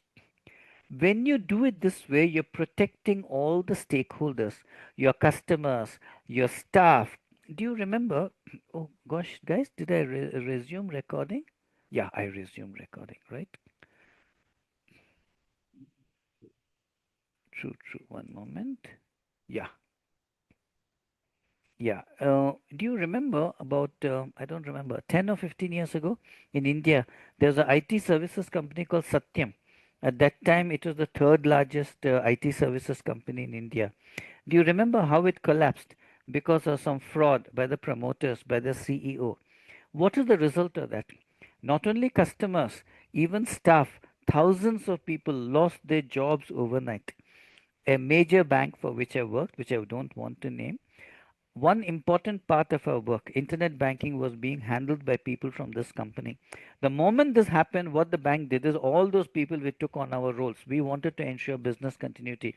We told them, let that company sink or sail. We will take you on our roles from tomorrow. You're employees of our bank. All this is important. Otherwise, it affects all the stakeholders. Here's an example. About 20 years ago, there's a major corporate governance failure. Not sure if you guys remember it, or if you maybe you were all in school and college at that time. Enron failed because of accounting fraud. It was a massive accounting fraud. Arthur Andersen was one of the big four. It was so severe that Arthur Andersen had to disband. Of course, they reinvented themselves as Accenture, came back with a different name. That is how serious it is. I'll give you another example. Do you remember I told you about this IT services company, etc.? I generally don't like to name anyone. This happened in India. What did those guys do? Why auditing standards are important, right? What did those guys do? They had large term deposits. I don't know how many crores or how many tens of crores in the bank. Then they went to the bank and said, look, we have misplaced it. We want the money. So just because you misplaced the receipt, guys, please mute yourselves. Except when you want to talk, please mute yourselves. So unless you have, just because you lost the receipt doesn't mean you lost the money. So the bank simply took indemnity and gave them the money. What did these guys do? When it was being audited, they produced these receipts. Actually, they had not lost or misplaced. They produced these receipts to the auditor and said, see, we have so much money in the bank. We are very sound. Now, a very basic precaution any auditor should do in such cases is you write to the bank, we are auditing the accounts of such and such company. According to their records, they have deposits of so much with you. This is a copy of the receipt. Please confirm. This basic thing, again, a very big name in the world over, this basic precaution those fellows did not take, they accepted it at face value. This is what happens when auditing standards are not being followed, either by accident or deliberately. It may be deliberate. Some cases these auditing companies are conniving with fraudsters. This is the problem. This is why auditing standards are important, right? Is it clear, guys? Does it make sense? Yes. Hello? Yes, Yes. Daniel. Okay. Yes. Now, guidelines and code of ethics. So, the credibility of your audit depends on adhering to standards. I say I adopt my own standards which nobody has heard of. What is the value of my report? People will say, go throw it in the garbage bin. ISACA has an audit and assurance standards and guidelines. They also have a code of professional ethics, which as auditors we have to adhere to. What are the important things? As an auditor, we should have a minimum level of professional capability and responsibilities which are set out in the code of ethics. Management has some expectations from us. See, what is the role of audit? Your board of directors, they know the business side. They're also human beings like you and me. They can't be all over the place at the same. Tell them, look, there is a problem here.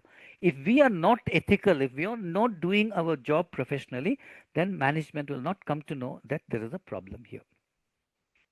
Guys, can you hear me? I got a message that my internet connection is unstable. Can you hear me? Yes, here you, sir. Yeah. Yes. Okay, okay, sure. ISACA also expects that we should have meet some professional standards, right? What do we say by credibility? Or what does ISACA do for that? They have standards. What are standards? Standards are mandatory. We can't pick and choose. We have to follow this in every audit. They have guidelines. The important thing to remember is guidelines are not mandatory. They are how to to implement the standards, how to go about it. Consider this.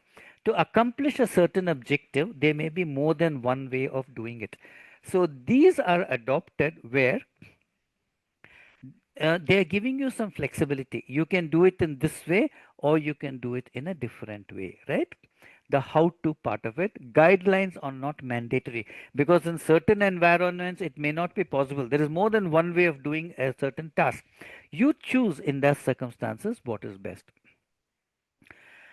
For this purpose, ISACA has created what is called ITAF, IT Auditing Framework, right? There's also a code of professional ethics. You know, when you remember, I said after you pass that certification form you have to submit, in that there'll be a clause saying I agree to abide by all these ethical standards. So that is something which is expected of us. If we violate those standards deliberately, knowingly, they can take disciplinary action, including revocation of certification. What is the relationship between standards and guidelines? As I said a moment ago, standards are mandatory. You have to adopt it. Guidelines give you guidance in applying these standards, in applying the IS audit and assurance standards. As an auditor, we should consider these guidelines in determining how to implement the standards. We should use a professional judgment and be prepared to justify departure. Remember what I said? Standards are mandatory. Suppose we are not able to follow the standard in a particular area because the nature of it is such, we should be able to justify. For this reason, I was not able to follow the standard. Guidelines are not mandatory, they are advisory in nature. They give recommendations, not strict rules. There is some scope for adaptability because it gives you flexibility in accomplishing. Guidelines complement standards. They will give you practical advice on how to implement the standards. They also focus on best practices, right? Proven methods and approaches to enhance the quality and efficiency of IT audits and controls. Okay, tools and techniques. Remember I told you that if you become a member of ISACA, you get a lot of resources. These are the tools and techniques. If you go there, let's say you're carrying out an audit in a highly specialized area. If you search there, you'll have white papers. You may have some white papers. You'll have some programs, assurance programs, which you can use. And you also have what is called COBIT. Have you heard the term COBIT before, guys? Anyone who has heard of COBIT? What is Yeah. COBIT? It is a one of governance framework. Correct, absolutely. COBIT stands for Control Objectives for Information and Related Technologies. This is considered the most comprehensive framework for IT controls. Any area of IT, it has the most detailed controls, right? Of course, in this examination, you will not be tested on COBIT because there are separate certification programs for COBIT, but a high level knowledge, COBIT, what it is, what are the principles of COBIT, that is required, which we will deal with later. When it comes to anything, guidelines, tools, techniques, we should use our professional judgment. It's not as though we blindly do something. Remember also that standards and guidelines are the basic minimum. That's why we say standards are mandatory. In many cases, legal and regulatory requirements may be much more stringent than the standards. Just because we comply with the standards, don't think everything is hunky-dory. If your regulatory requirement is more strict, we have to follow that, right?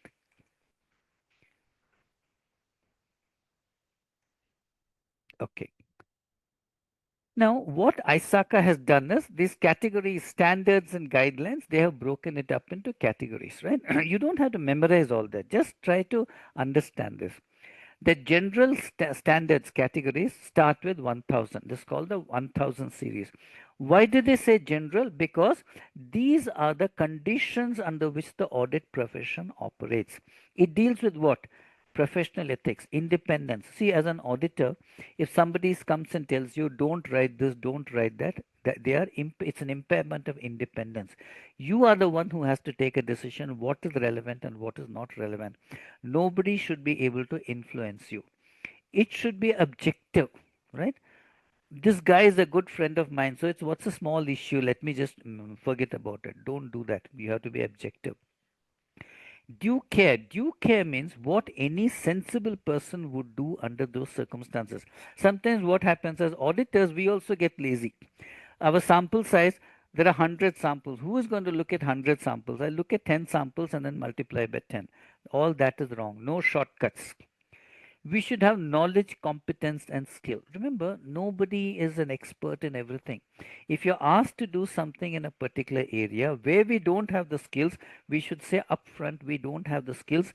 Please co-opt something with somebody with the necessary skills. Next series is performance. This is where you actually carry out the audit. These are called 1200 series. This is just for information. They are not going to ask you questions like 1000 series, is it general or is it per performance? You will not be asked questions like that. So what are performance? Performance means the conduct of the audit, right? Planning and supervision, scoping, risk, and materiality. Materiality means significance. Sometimes I've seen inexperienced auditors, they will take a minor issue, make a hue and cry. They'll overlook some major issues. It requires experience to be able to understand what is significant and what is not so significant. Resources, how we mobilize, how do we collect evidence, how do we evaluate the evidence, all this comes here. The third is reporting. Here, how we are reporting to people, information communicated. Remember what we said earlier, the final objective of your audit is to report the irregularities so that the auditee and management can take corrective action. If there are gaps here, then the whole purpose of audit can be defeated. I have seen cases where a guy does a very good audit, but the report is so badly written, somewhere that information is hidden. Presentation is very important. High risk findings should be at the beginning of the report. It should be in bold, bullet points, all that. Consider this. Take a look at this slide. Why have I put general 1000 series in bold? So that it strikes you immediately, your eye falls on that. Okay, 1000 series means general. Suppose the same information, I give everything as a continuous stream of text, it doesn't have the same impact. When you're preparing reports, remember that. Right, guys? Is that correct? Yeah. Okay, see, look at the way they are numbered. Okay, 1000 series is standards. Similarly, 2000 series is guideline. So the last three numbers will be the same. 1000, see, for audit charter, the standard is 1001. The guideline for that will be 2001. For organizational independence, the standard is 1002, guideline will be 2002. Again, I emphasize you don't have to memorize this. They are not going to say which standard deals with auditor objectivity. No, this is just for you to understand the layout and the logic behind the numbering of the standards and guidelines. Similarly, performance standards 1201 is risk assessment. Guideline standard guideline is 2201, right? And when it comes to the third part, reporting, 1401 is reporting standard, 2401 is guideline. Follow up 1402, 2402. Okay, again, let's look at a few standards so that we understand what exactly we're talking about. Again, I emphasize you don't have to cram this, you don't have to memorize which standard is what. I'm giving you some examples so that you understand what it means and how it to apply it. So let's look at audit charter. See, we said in the morning, audit charter or before, audit charter is like your constitution. It's like the Bible for you. So what does 1001.1 say? The IT audit and assurance function shall document the audit function appropriately in an audit charter. There you should clearly indicate the purpose. Why is the audit function there? The responsibility, what are you supposed to do? What is your authority? Anything relevant to the audit, you can ask for the documents, you can talk to people. Accountability, we are responsible for doing a thorough job. We can, remember due care, we can't do a slipshod job. Look at 1001.2. audit and assurance function shall have the audit charter agreed upon and formally approved by those charged with governance and oversight.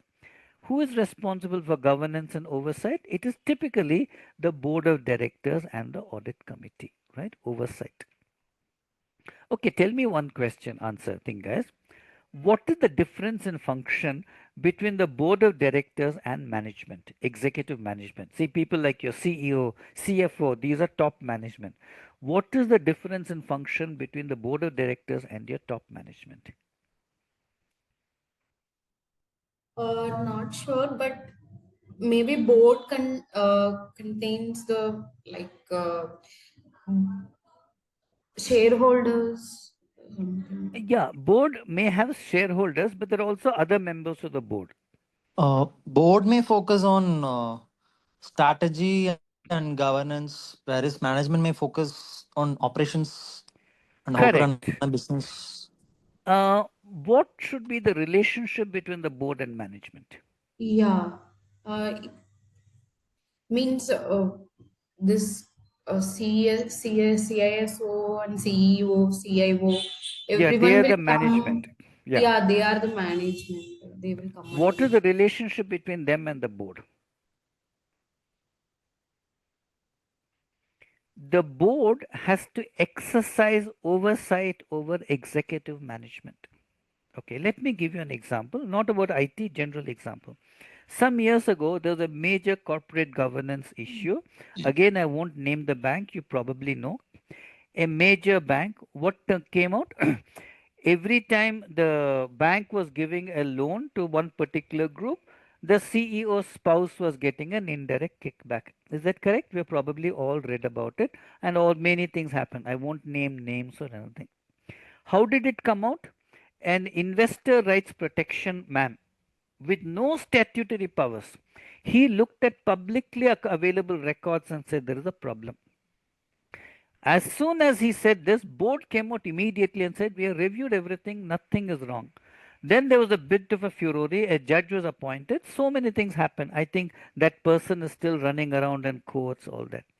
Now, the obvious question to ask is, when a man who has no access, looking at only publicly available records, he is saying there is a problem, was the board of directors sleeping?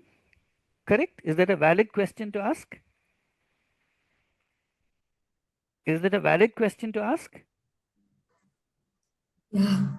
Isn't Yes. it? Yes. So this is the problem. If you look at almost any governance failure, I was telling you about that IT services company, when all this was happening, what are the audit committee doing? What are the board of directors doing? Most of these governance failures go back to the fact that the board of directors did not exercise effective oversight over executive management. That is why it is so important.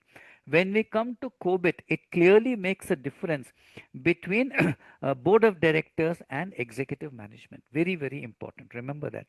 This is why it says your charter. This is why the audit internal audit department reports to the audit committee of the board, so that it doesn't report directly to the executive management, so that they can't easily influence it. Okay. 1013. IT audit and assurance function shall communicate the audit charter to executive senior management. You are going to tell them this is approved at the highest levels. Relevant events or the audit elements will be shared with groups being audited at entrance meetings through engagement letters. If they tell you, no, I can't show you this, you show them the audit charter. This is approved at the highest levels of the organization. 1001.4. Review of the audit charter on a periodic basis, because conditions change. You can't say, okay, I have created a charter 5 years ago, that is still valid, because your functions, your responsibilities, your objectives can change. So audit charter should also be reviewed so that it remains aligned with the mission and the strategies. Suppose you are going through a massive change, right? Fundamental changes in your organization, then you don't wait till the end of the year. You have to immediately review the audit charter, right? Is it all logical, guys? Is it making sense? Yes, it's making sense. Yes. Now, similarly, for audit charter, look at what the guidelines say. 2001. Remember, guidelines help you understand the standard and implement the standard. As an auditor, you should have a clear mandate to perform the function. Nobody can ask you, why are you coming here? The audit charter gives me the authority. This mandate will be documented in the audit charter, which will be formally approved by those charged with governance, like the board of directors, etc. 2001.2.1. Audit charter shall document the audit and assurance functions independence. You should be independent. Code of ethics and standards. Purpose, why you're here, your responsibility, authority, accountability. Protocols that you'll follow in the performance of engagements, including but not limited to communication and escalation. Suppose you are not getting cooperation, they are stonewalling. What are you supposed to do? You're supposed to take it up with the head of internal audit. Your head of internal audit has to escalate to the audit committee. Audit committee has to go tell the board of directors they are not allowing us to audit. Then the board of directors has to call management and give them a thorough tongue lashing and say you don't obstruct the auditor. But unfortunately, many cases it doesn't happen. If you look at any corporate governance failure, it is because these things didn't work properly. Roles and responsibilities should be laid out. IAT audit and assurance functions role in reporting irregularities and illegal acts. If you come across something which is illegal, some fraud, you are supposed to report it.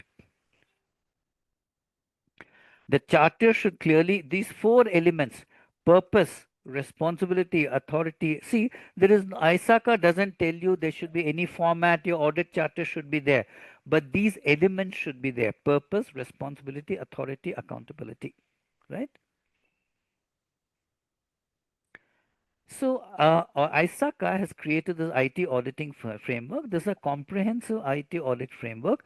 It establishes standards, address audit and assurance roles and responsibilities, ethics, expected professional behavior, what skills you need, right? And then terms and concepts related to, remember one thing, there will be an audit charter as a whole for the organization. There won't be a separate IT audit charter. But in that audit charter, there should be one section which talks about IT audit. Guys, please mute yourselves unless you want to ask a question. Yeah, Anand, any question? You said something? Okay, Anand, I'm muting you. Guys, please mute yourselves except when you want to speak. Anand, I'm not able to mute you. Anand, can you hear me? Yeah. Guys, except when you want to ask a question, please mute yourselves. Okay.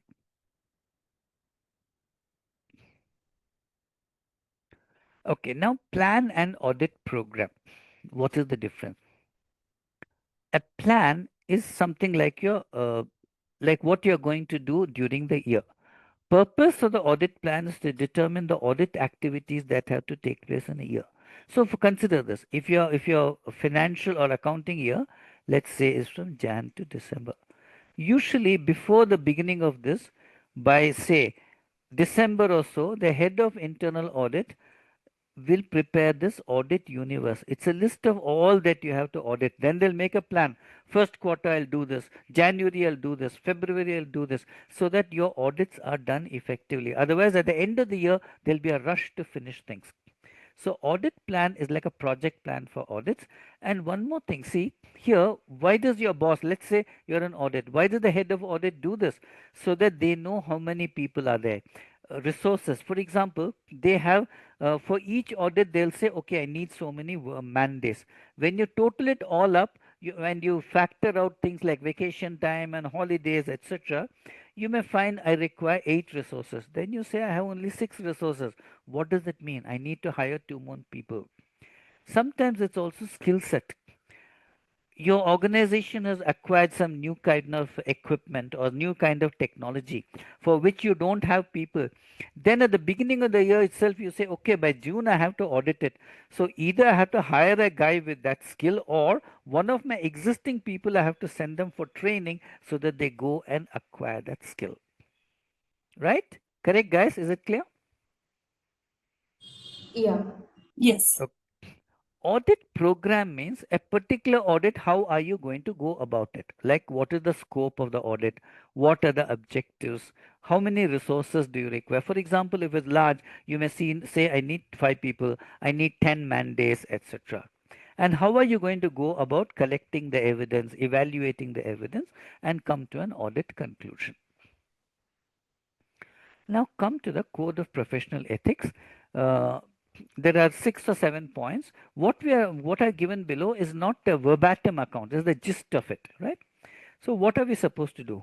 We should support the implementation of and encourage compliance with the relevant standards, procedures and controls for information systems and technology, for audit, control and security and risk management. We should do our duties with objectivity, due diligence, and professional care, right? In accordance with the professional standards which we had talked about earlier.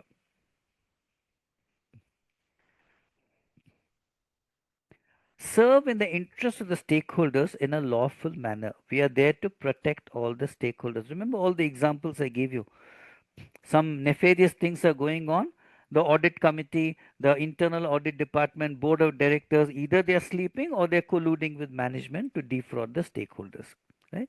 They to maintain high standards of conduct and character and not discredit their profession. As auditors, we are privy to a lot of sensitive information. We have to protect the privacy and confidentiality. We should not use it for any personal gain. Let's say you're auditing your financial statements before they are published, right? You know that next month the report will be published. You know the performance is very good. Once the report is published, your share prices will go up. You shouldn't use that information. Before it's announced, I'll go buy 100 shares so that when it goes up, I'll benefit. That is called insider trading. It's a criminal offense. We have to maintain competency. This is why we remember when we're talking the introduction, we talked about continuing professional education. This is required to maintain competency in our respective field and undertake only those activities which you can expect to complete with the necessary skills, knowledge, and competence. If we don't have the skills, we should say upfront, I don't have the skills, I can't do it. Inform appropriate parties of the results of the work. We have done the audit. Sometimes in some organizations, I faced it when I worked abroad, not in India, when I worked abroad. Some things, or the management will say, please don't write this. The central bank will come and close us if you write things like this. I used to tell them, if there's any factual inaccuracy, you tell me, I'll correct it. If there's a problem, you should correct the problem, not sweep it under the carpet. So as an auditor, you should be independent. Support the professional education of stakeholders in enhancing their understanding of governance, management of information systems, etc. For example, I mean, we used to have when I was working abroad, our audit committee was made up of academics from the American university there. So what do we do? They were all very highly skilled, but they didn't know some things about banking. So in the audit report and all, I had to explain to them, see, this is the implication of this. This can be serious, etc. Okay, look at this. Good and bad. So you're not, the exam doesn't expect you to memorize it and all that.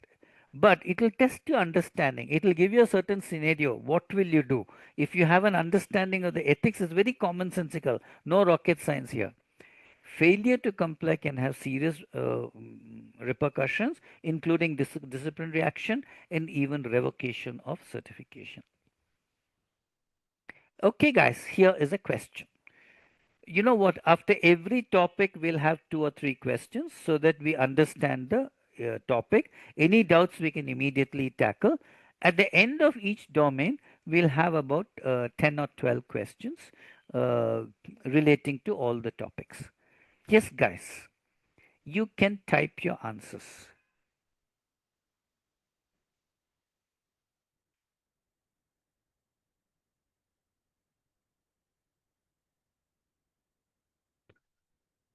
The primary objective behind ISACA's Code of Professional Ethics is A, B, C, D.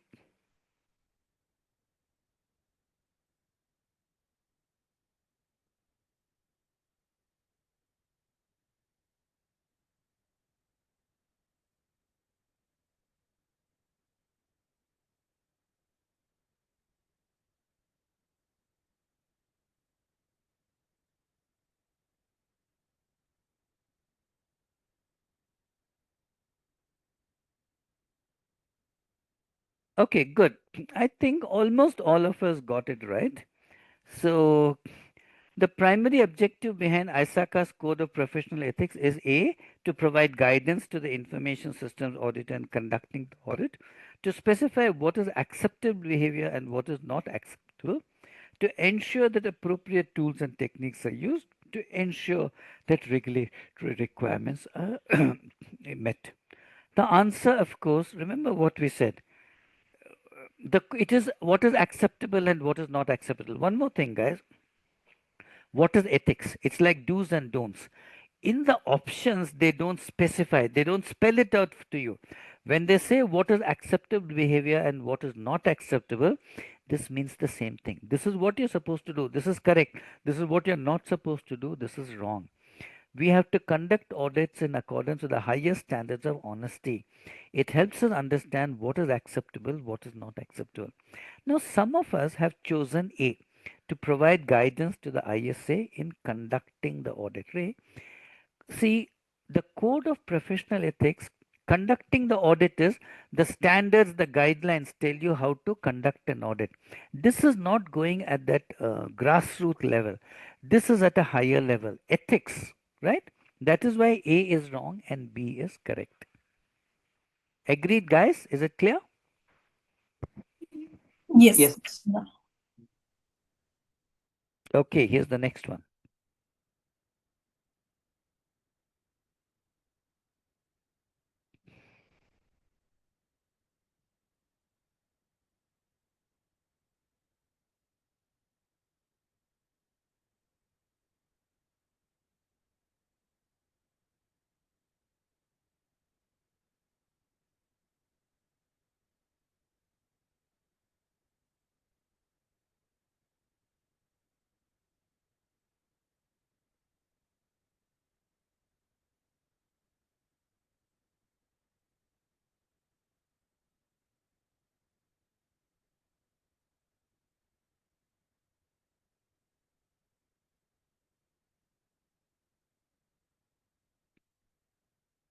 Okay, good. I think we all got it correct. The answer is B, right? Standards are mandatory, guidelines are discretionary. Correct? I think we all got it right. Okay, the last question for this topic.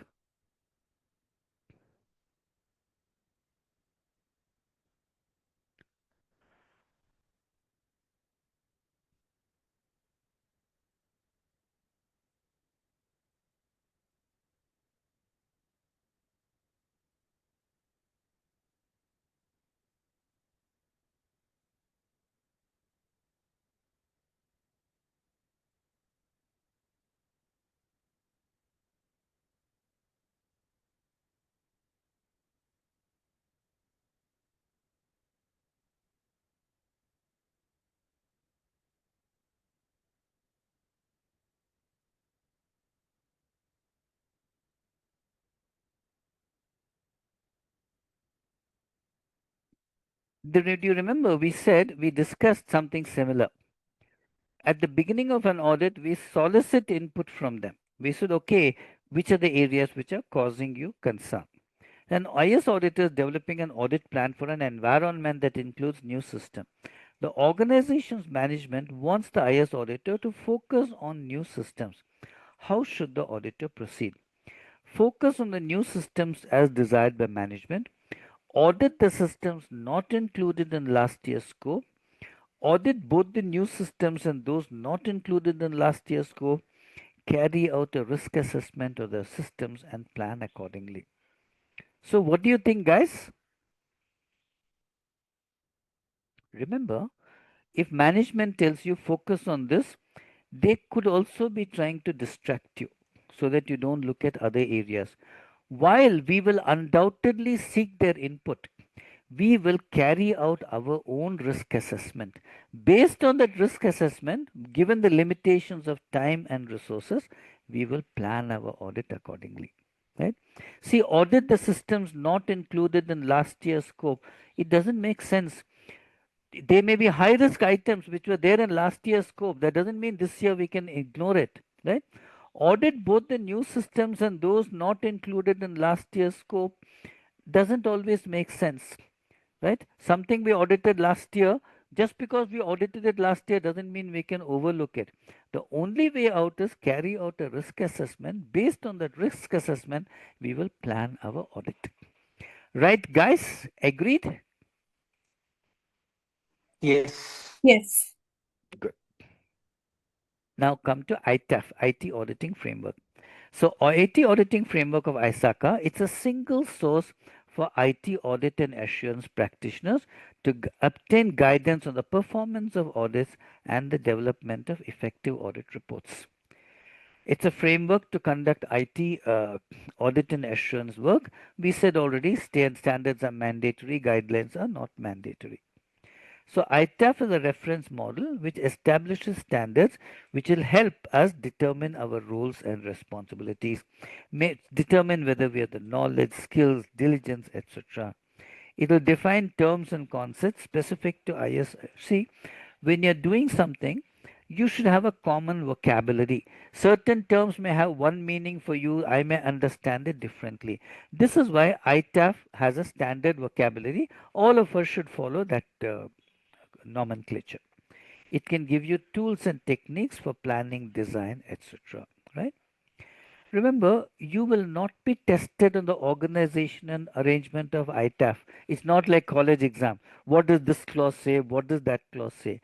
But are you in a position to understand and apply the standards is what will be tested. Right? Earlier we discussed about assurance and consulting services, so we can go over this quickly. What is assurance? Objective evidence of examination of evidence to give an independent assessment on governance, risk management and control processes. This may be financial, performance, compliance, etc. What is consulting? Advisory and related service activities, the nature and scope of which should be agreed with the customer. So suppose they're asking you, evaluate this thing before we put into production. They will tell you upfront what is the scope, what they want you to look at. Why do we do it? The idea is to improve an organization's governance, risk management and control processes without internal auditor assuming management responsibility. So tell me one thing, guys. This is critical. Without internal auditor assuming management responsibility. As an auditor, you should not be managing anything. Why is that so important, guys?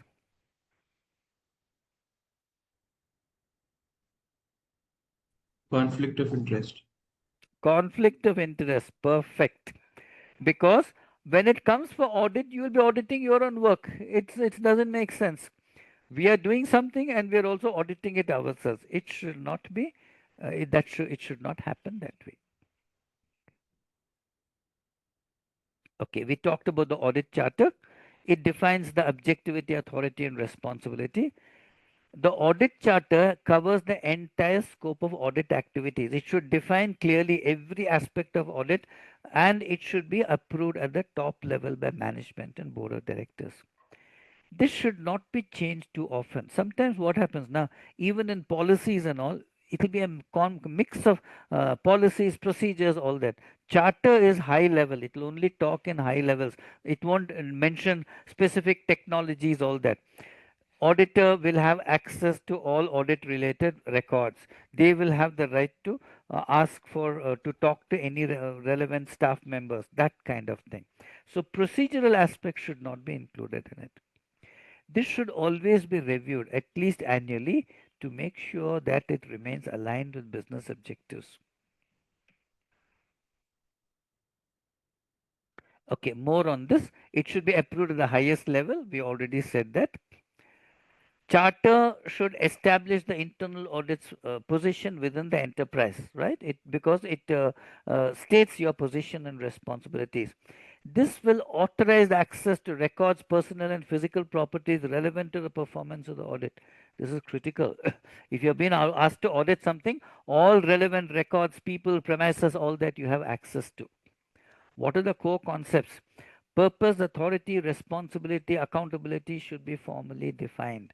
It should be approved at the highest level. See, in an organization, you have a board of directors. Sometimes it may be a non-profit. It may be something like a club, an association. Whichever body is tasked with governance has to approve it. The nomenclature may differ. Nature of assuring and consulting services must be defined. It should be internal or it should be independent. As an auditor, you should be objective. The chief audit executive, see the head of audit in this terminology, it's called CAE, chief audit executive. In some places, they say head of audit. Guys, just give me a moment to drink water.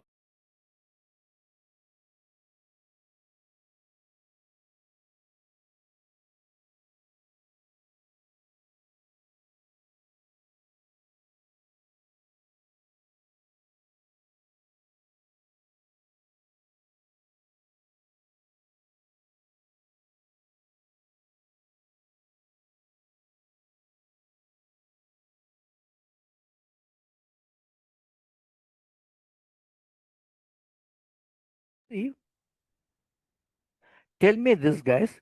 This last one, why is it so important? Chief audit executive must communicate and interact directly with the board.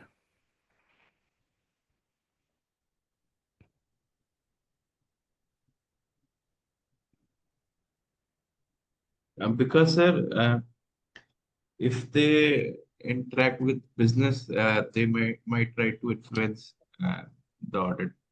Correct. See, Exec. what happens is this, you may have some reservations about some activities of the management. Remember, the role of the board is to have exercise oversight over the executive management. You may have some reservations. You want to tell the board. If you're not allowed to communicate with the board, everything the management says, you tell us, we will tell the board. There may be some, you may say, I have concerns. You don't know what is being told to the board. Your concerns may not be communicated to the board. That is why chief audit executive must communicate and interact directly with the board. Again, to give you an example, in a bank where I worked overseas, whenever we had meetings with the audit committee, the CEO and the entire top management would come and sit in the same room. You can't talk freely with the audit committee. At some point, we had to take a stand that we have to interact directly with the audit committee and the board of directors. You shall not be present. After we talk to them, if necessary, we will call you. Luckily, we had an American this guy academic who was very firm, and he virtually told the management, please leave the room. After our meeting, if we want, we will call you. Otherwise, they're sitting. You can't talk freely to the audit committee, right? Impairment of independence or objectivity must be disclosed. If something has not been shown to you, you should say in your audit report that this was not shown to me. I have come to a conclusion without that. Internal auditors must not assess specific operations for which they were previously responsible. Consider this. Let's say till last month I was in a business line or I was in IT. I was managing some function. Today I moved to audit. Then tomorrow I'm asked to go audit the same thing that I was in charge of. That doesn't make sense. There's a conflict of interest, right? So you should not audit it. At least one audit should be done by someone else. Then you may be allowed to audit it. The audit function should be managed in such a way that objectives are met for the reason why audit is there. Preserve audit independence and competence. It has to remain independent. In some organizations, they have an audit function only for the law. The law requires you should have an audit function. They are there. Audit is not independent. It is not objective. In some organizations, see, I've worked in a financial sector, banks all my life. In some organizations, the head of audit reports to the CEO or they report to the CFO. How can you be independent? Audit should make value added contributions to management for efficient management of IT and the achievement of business objectives. This is important. We are not there only to create problems, we are there to help them. Standards we talked about, organizational independence and professional independence. How do we manage the resources? We have to continuously update our skills, train in new audit techniques. If there is some new technology being used, we should go and get trained for that. This is why before the beginning of the year, the head of internal audit should prepare the staff training program. Let us say, for example, let's say last year our organization decided everybody is talking about AI and AI has a lot of potential. We will start, your organization's IT has improved, decided business, we will start employing AI on a large scale. Now, by taking this clue, head of internal audit should say, okay, or AI has a lot of opportunities, but there are also risks. Right now, I don't have any people qualified in AI. Now, I will send some of my staff to get trained in what are the risks in AI, how to audit AI. There are certifications so that next year they will be able to audit AI. Right? Depending on the technology direction risks, we should train our people. Our information systems auditor must be technically competent. We should continuously keep ourselves updated. Skills and knowledge should be considered when planning audits. So let's say you're the head of internal audit. There are so many areas to be audited. Let's say you're 8 or 10 auditors. Then you say, okay, this guy has skills in say database. Let him go do database management. This guy has skills in operating system. Let him go do OS audits, things like that. So staff training plan should be drawn up. Sometimes we may have to use the services of other experts. Consider this. When I worked in banks, core banking solution, it is at the heart of your IT system, of the banking system. We don't have the skills. In-house, we don't have the skills to audit that. And for something which we are going to do once in a year, there is no point hiring a very expensive resource to carry this out. So it makes sense to outsource it. We used to outsource it to top security firms, audit only the core banking solution because we don't have those highly specialized skills. It makes more economic sense to outsource this audit rather than to hire a very expensive resource. What are the factors we consider? Are there any regulatory restrictions on outsourcing of audit or security services? See, I know that in the financial services, banking, there are some restrictions. You cannot outsource your entire internal audit function. You cannot outsource your entire security function. You have to do it yourself. You know, if you look at most of the major breaches, it has happened through third parties, through service providers. So in most countries, regulators, central banks will say these critical functions cannot be outsourced. You have to do it yourself. Right? Correct, guys? Do you think that's logical and sensible? Yes, sir. Yes. Okay, when we are using the services of an outsider, we have to ask how critical is this? What impact will it have on the overall risk for the organization? Just because we give it to a third party, we can't forget about it, right? We have to satisfy ourselves that this guy has the professional competence, qualifications, and experience. Also independence. See, your own people, you have done some background checks. You have to be satisfied about the independence and objectivity of the outside auditor. You don't know what kind of guy he is. He may use it to blackmail, he may disclose this, right? You can't just hire anyone. You have to do your background verification, due diligence. Scope of work, how critical is the scope of work? I have seen cases where when we use someone, we were not entirely happy. Some cases we disagreed with them. He is writing something, I'll clearly say for this reason I disagree with this guy. Supervision and review of controls. See, look at this.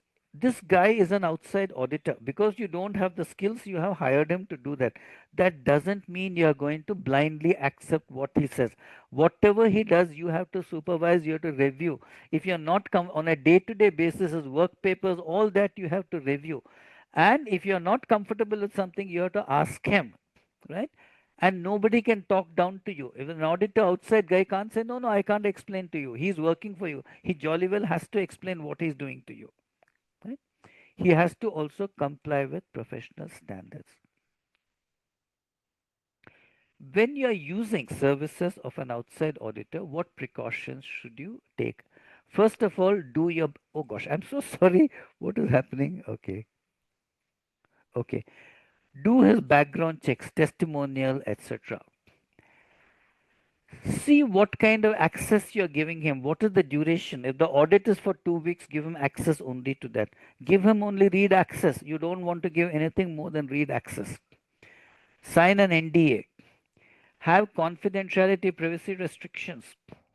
Sometimes tools are used. See, CAT stands for continuous auditing and CAT, the full form, continuous audit assistance techniques, right? These are tools which can collate multiple databases and query it. When you're giving all this to a third party who is using his tools, a lot of security questions come up. Who else has access to the tools? What is the security of the tool? How sensitive is our data which we are putting into somebody else's tool? All that, those questions have to be asked. What are the standards and methodologies that the guy is following? Remember one thing. Remember, when we outsource, can you outsource responsibility? Can you outsource accountability? Can you outsource accountability? No. You can't do that. Please remember that. You can only outsource the responsibility to perform a task. You're outsourcing a task. Consider this. Let's say you're a bank. You outsource something. There is a major breach of your customers' data. Who do you think that you may go, you may recover this money from this fellow, you may go hang this fellow. But who is your regulator going to haul up? Who are your customers going to sue? It is going to be you. By outsourcing, accountability is not outsourced. Please remember that. Right? So don't imagine that our liability, our professional liability, is getting delegated to the external auditor. It does not. It remains with us. ISA, as an auditor, what should we do? To the outsider, a third party auditor, clearly communicate the objective, scope, and methodologies through an engagement letter. You should have a process in place to monitor and review this guy's work and the external service provider. His or her work papers you have to review periodically, confirm that they are doing it properly. Many third parties, even auditors, they do a slipshod job. Believe me, I have experienced it, because if they are being paid for one day, they want to do only half day's work so that they can go see another customer. So make sure it is being properly supervised, documented, etc. The evidence is sufficient to support the audit conclusions. Assess the usefulness and appropriateness of the reports of the external auditors and how far it will affect your overall audit objectives. Because in the whole audit, one aspect of it you're outsourcing to this guy. Ask yourself, how significant is this? Okay, next is types of audits, assessments, and reviews, right? So what is audit, right? Audit is a formal inspection and verification to see if your policy is being followed, standards and guidelines, records are accurate, efficiency, effectiveness, etc. See, the terms audit and review and assessment, we may use them loosely, synonymously, but bear this in mind. For the purpose of this exam, an audit is a formal process. It gives you more assurance than just an assessment or a review. Assessment and review looks at one particular aspect, trying to find quality issues or how to improve the process you are giving proposals. So an audit is more comprehensive, it is more detailed, and it is more formal. What are the types of audits?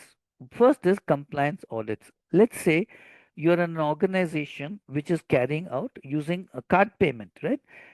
There is a standard called PCI DSS. You probably heard of it, Payment Card Industry Data Security Standard. This is to make sure, compliance audit is to make sure you're complying with PCI DSS standards. Otherwise, what can happen? You may not be allowed to process the cardholder information. There are various things. See, if you're handling the healthcare data of American citizens, HIPAA, Health Insurance Portability and Accountability Act, make sure you're complying with HIPAA, because the penalties on the HIPAA are very huge. Financial audits are carried out to make sure that our financial reports are accurate. Right? There'll be a lot of substantive testing. and there is a shift towards risk and control based audit approach, right? What is risk based audit, guys? We'll go into a risk based audit in some detail later, but what is risk based audit? Anyone?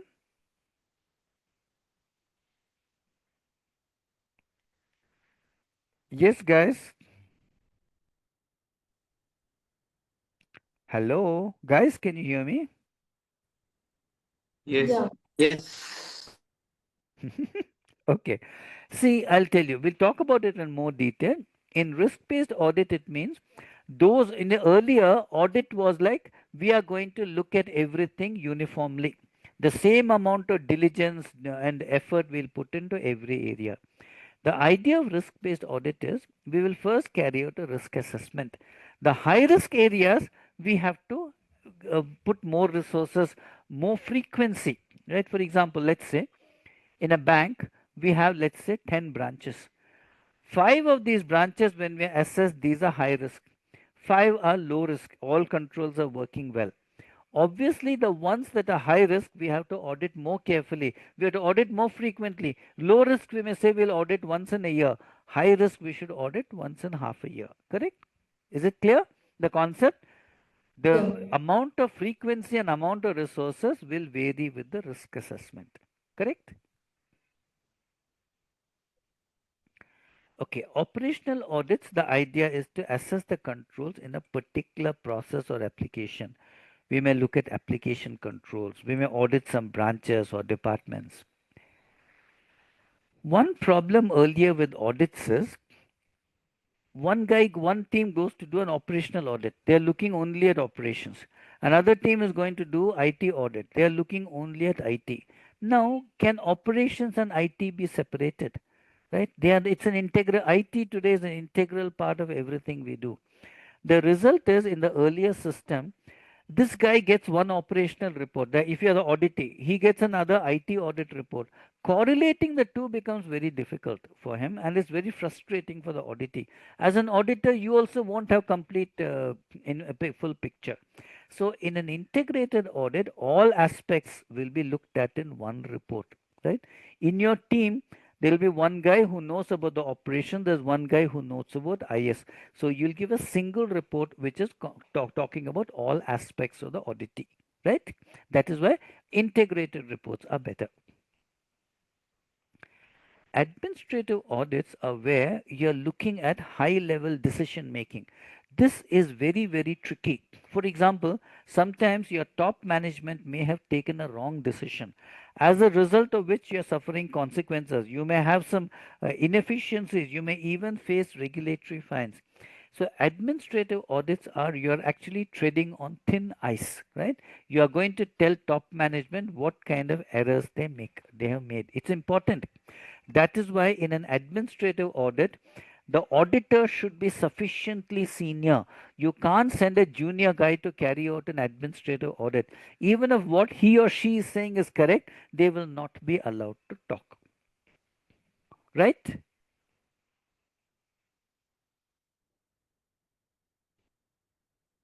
Okay, IS audits, we are talking about information systems, safeguarding assets, maintaining data and system confidentiality, integrity, availability, make sure that the systems are aligned with our organizational goals, utilize your resources efficiently, give reasonable assurance that organizational goals will be accomplished, etc. There are different types of IS audits also. See, third party audits. Have you guys heard of SOC audits? SOC audits, guys, have you heard of SOC Yes. audits? Yeah, so what's a SOC audit? So in the some third party independent auditor will come and certify the system or any organization. Correct. Okay, see, the SOC report is like this. Today, a lot of organizations are dependent on service providers, right? And as we said, you can't outsource accountability. So the American Institute of it's called AICPA, American Institute of Certified Public Accountants. It's equivalent to a Chartered Accountants Association. So what they said is we have created a standard for service organization controls, right? Third party service providers. for data processing. So they said, on your behalf, we'll go audit them and we will tell you how the controls are, whether they're okay or you have to take some other action, right? It is to because outsourcing is so common, to give them comfort about how well their controls are working with the third party, and if there are any areas or issues, they have to focus on that. We will study again SOC reports, SOC 1, SOC 2, SOC 3 later. For now, bear this in mind. SOC reports, there are two types of reports, SOC 1 and SOC 2. Type 1 and type 2. Type 1 is a design of controls report. It evaluates and reports on the design. Remember, it's only talking about the design, and it is at a point of time, at a snapshot. So consider this. Let's say we are looking, let's say a balance sheet. Okay, every organization publishes their balance sheet as on 31st of March every year. What is the catch here? You don't know what it was 1 month before. You don't know what it was 1 month later. Sometimes at that point of time, they can dress it up to look very nice. You don't know how it was before. The problem with type 1 is it is at a point in time. We don't know what it was before or later. Type 2 audits, on the other hand, it is over a period of time. It has to be for at least half a year. Usually it is over a year, at least 6 months, how the control worked. So obviously type 2 has more value than a type 1 report. Right, guys? Do you agree? Yes. Yeah. Good. There is also what are called fraud audits or forensic audits. So sometimes you may have a suspicion. Sometimes your regulator, especially in the financial services industry, they have a strong suspicion that there is something fraudulent going on. So they carry out a highly specialized audit using specialized tools and techniques. These are typically called forensic audits. These are carried out to detect frauds and crimes. How computers could have been used in crimes. The services of a computer forensic investigator would be called for. Uh, See, there are different types of evidence. Again, we'll study this in detail later. There's a concept called hearsay evidence. So, what is hearsay evidence? Can somebody tell me what hearsay evidence is? Yeah. So hearsay would be uh, getting learning from somebody which is not authenticated, or It is not direct. So, consider this. not Let's direct. say, Yeah. yeah, let us say you are a judge, right? So, let us say Mansa is a judge.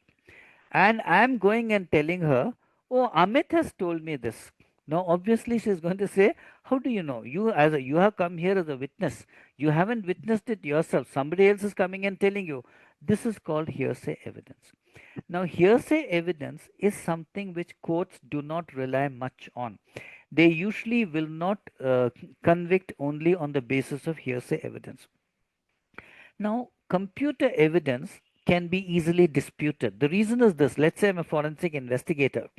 I come and do a forensic investigation. I pick up some evidence from your computer. It is not very difficult for me to manipulate that evidence, to add something to it, to delete something from it. So, courts look at computer evidence with some suspicion. How do you get a court to accept your evidence? One of these is what is called chain of custody, right? What is chain of custody? See, have you seen in movies? There's a crime. The police are taking the murder weapon or something like that. What do?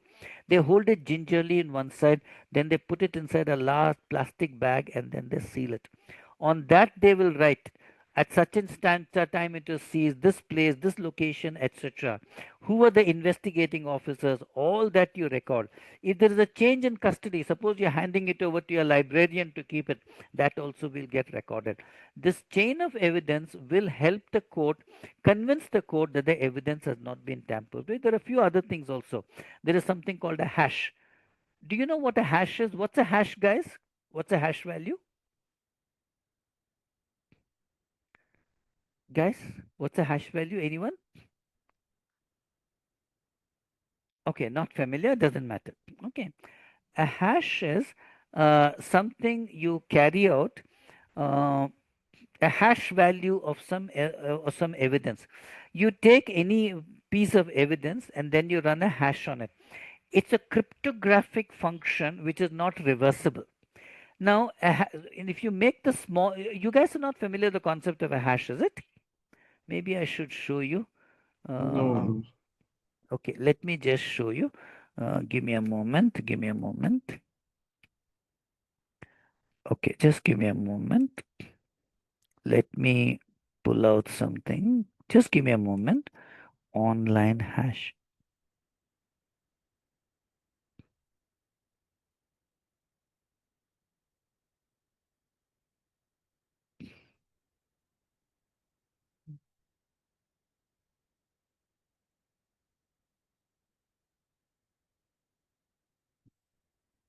Okay, let me just share my screen.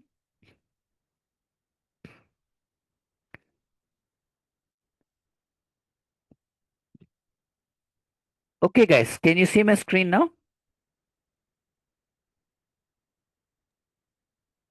Yes. Okay, Yes. see, this is an online hashing algorithm. There are various algorithms. This is an input I'm giving it. This is an example. Then it is hashing it and giving me this value. Now, what's that value? I'm making a small correction change here. I'm just removing the period, right? Do you see the hash changes completely? Did you notice that? Shall I show you again? This is with the period. See? I'm just removing the period. What happens? The hash changes completely, right? So a hash is a test of integrity. So what do you do? When you're taken that evidence, you hash it. Then you keep the hash value. When you're presenting the evidence, if questions are raised about your evidence, you can say, look, this is the evidence. I do the hash value. When I took the evidence, I did a hash value, I recorded the hash value. If the hash values have not changed, it is evidence that it's proof that the evidence has not been tampered with. Right? Clear, guys? Yes. Yes. Yeah. Okay, so these are some of the things that help you uh, um, make your evidence acceptable. Having a hash value and and uh, having a chain of custody, etc.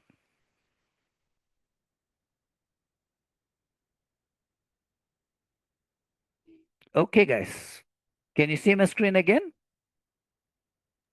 Yes. Okay. Now come to a functional audit. A functional audit gives you an independent evaluation of any software. Does it fulfill the functions that we want from this?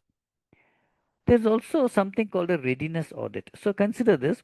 Maybe some department of your organization is going to face an audit or a regulatory audit, etc. So external audit. So then they come to you, you're an internal audit. They say, why don't you guys come and audit this function? Go over it, and if there are any gaps, tell me so that I can present my best foot forward to the external auditor. Whatever problems are there, I'll fix it before the external auditor comes. Right? This is called a readiness assessment. Okay, guys, here's a very simple question.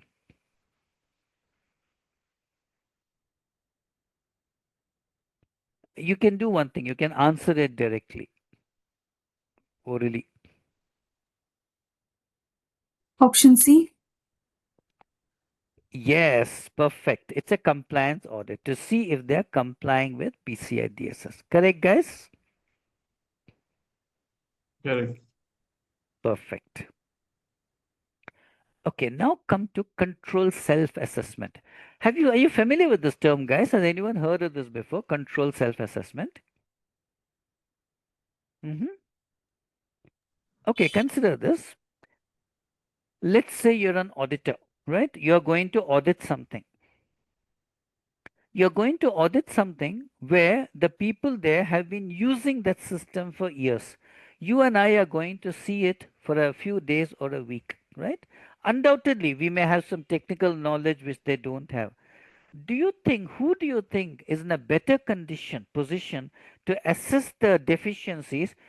People like us who go there for a few days, or the people who have been using it day in and day out for years? Who do you think is in a better position to assess? People who are using it continuously. Exactly. So the basic philosophy of CSA is everybody is responsible for controls, not just the auditors, right? So in this process, you involve the process owners, both the management and the staff who are involved in that particular process. So you tell them, look, this is what is going on. Help us to identify the risks and evaluate the internal controls, right? In fact, if you get their confidence, they will tell you, sir, there is a problem here. This system is unpredictable. If I do it, it behaves like this. We have devised so many manual workarounds to check this, right?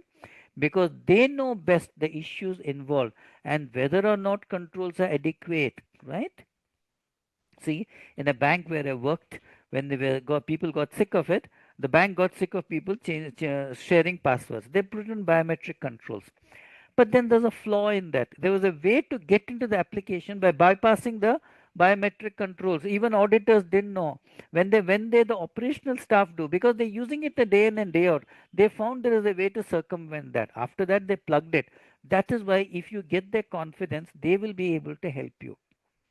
So when you involve process owners in the assessment and recommendations, it makes them aware of the risks and secures the buy.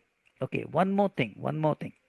Consider this. One option is, as auditors, we go look at it, then we read out the riot act to them. This is the problem, you have to do it, right? We give them a lecture. Another approach is we tell them, look, you've used the system, tell me what are the issues here. Then when they tell you the issue, then you tell them, okay, there is a problem. Yes, I also noticed it. How do you think we should fix it? Then along with them, mutually, you arrive at a solution. Which do you think they'll be more ready to accept? Something you dictate or something that they have played a role in determining? Which do you think they'll be more ready to implement? The second one. The second one. That is why you get their buy in, because they don't feel it's being dictated. I came up with a solution. How do you implement it? You can have questionnaires, you can have workshops. Whatever documentation you're using should be very simple, because all staff are involved.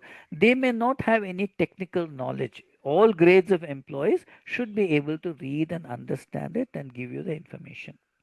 Sometimes you have facilitated workshops where you bring them all together, managers and staff. You discuss, okay, this is the thing. What is the process? Explain the process to me. Are there gaps in the process? Right? This will help us assess and strengthen the control environment and the framework. As an auditor, we can be a facilitator. Here, we should not, even if you know the solution, don't go and tell them. Let them find the solution. You should encourage participants to explore their experience, to identify vulnerabilities, risks, and strengths and weaknesses. You can also share your experience in this regard. You should have the patience and skills to listen to them. Don't talk down to them. I know everything. That's not the way to talk. Encourage them. You are there to get information. Your demeanor should be reassuring, it should not be threatening. You should be able to manage a large group of people who know the system. They may not be able to express it to you in the way that you understand, because they don't know the technical terms and all that. Give them an opportunity to express their minds. Sometimes what happens in any discussion, a few people will dominate everything. Make sure that everybody gets an opportunity to talk, or you tell people, everybody, you'll get 2 minutes time. Whatever you have to say in 2 minutes, and I want everybody to participate. Whatever you have to say. You should also have conflict resolution skills. Sometimes people will disagree. Sometimes the manager may be saying something, his staff know better than him, and they may be hesitant to tell you that the manager is saying something wrong. So it requires a little tact. What are the advantages? Upfront, you get their buy-in, because they are coming up with the solution. The people are doing it on a day-to-day basis, have a better understanding than people like us.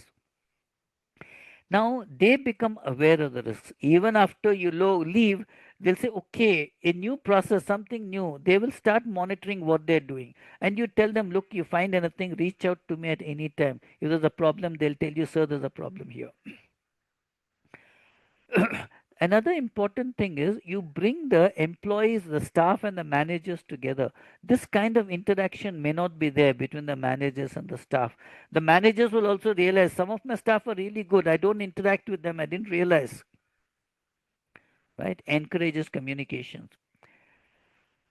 You are shifting some of the responsibilities. It reduces costs. It is good for early detection. It improves the audit rating of the entity because they are now aware of it. They don't wait for you to come and tell them. They themselves will come and tell you there's a problem here. What is the disadvantage? Remember, everything has a flip side.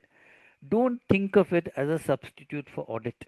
Audit has to be there because it's independent. Sometimes employees may think it is additional work. Some people may say, what are these fellows on audit doing? They just come and take our solutions and then they pass it off as their own. Tell them I'm doing this to help you. You know better than me, and give them credit for what they want. There are people who like to take work from others and take credit. Don't do that. Give them credit for what they do. Suppose the first time you go, you give them a nice little talk and then encourage them, and then they come up with a lot of useful recommendations. We don't implement it at all. Then the next time you go, they'll say it's a waste of time. These fellows will only come and talk. They will not do anything. They'll be demotivated. Whatever you call, they'll come and sit there and keep quiet. So usually in this upfront, you should tell them whatever is possible, we will implement. If it is not possible, I'll come back and tell you why it is not possible. Because you otherwise you will lose your credibility. Next time you go, they'll say this fellow has come just to waste our time. As an auditor, you can be a facilitator and an internal control specialist, right? We have to have an understanding of the business process, very, very important, right? We also need humility. I have seen auditors who talk down to the auditees as though they know everything. That is not the attitude. Remember one thing, both you and the auditee are in the same boat. You're not rivals, right? Or both of you are working for the same organization. As an auditor, we should be aware that our role as a facilitator is different from a role as an auditor. We have to lead and guide. We have to help them understand the control gaps by sharing the experience in risk assessment and internal controls, right? Once when we were implementing core banking solutions in a major bank, I went to a branch. I was supposed to talk about something there. A very young girl, hardly in her 20s, just out of college, scarcely out of college, she came up and said something which we all overlooked. She said, sir, all the reports are being generated in Notepad. Anybody can modify the Notepad. There's a security implication here. It should be generated in PDF. We had all overlooked it. And a big company, which I won't name, one of the top IT services company in India, implemented it where the reports are being generated in Notepad. Anybody can modify that. A slip of a girl, scarcely in her 20s, told us this. Okay, now compare the traditional approach. The traditional approach has created the impression that auditors are responsible for assessing risks and internal controls. In CSA, what are we doing? We're involving the auditees in the process so that they take charge of internal controls. This is a comparison of traditional and that. Traditional processes and controls are assigned from above. Policy and rule driven. There is very limited employee participation. I've seen auditors who talk like policemen. This has to be done. That's not the right attitude. Risk assessments and internal controls are perceived to be the domain of auditors. Whereas, what is CSA? Employees are empowered and take ownership. The emphasis is on continuous improvement, extensive employee participation. Staff at all levels and in all functions perform the primary assessment aided by facilitators. Okay, guys, try answering this question. Which of the following is the most important objective of control self-assessment, right? I mean, just to save time, I'm suggesting that you give me the answers rather than type, etc. When we come to the last part now, end of the domain 12 questions, we will use the chat box. Otherwise, it takes too long. That's why. Option A. Option A. Correct, right? Absolutely. Perfect. Does everyone agree?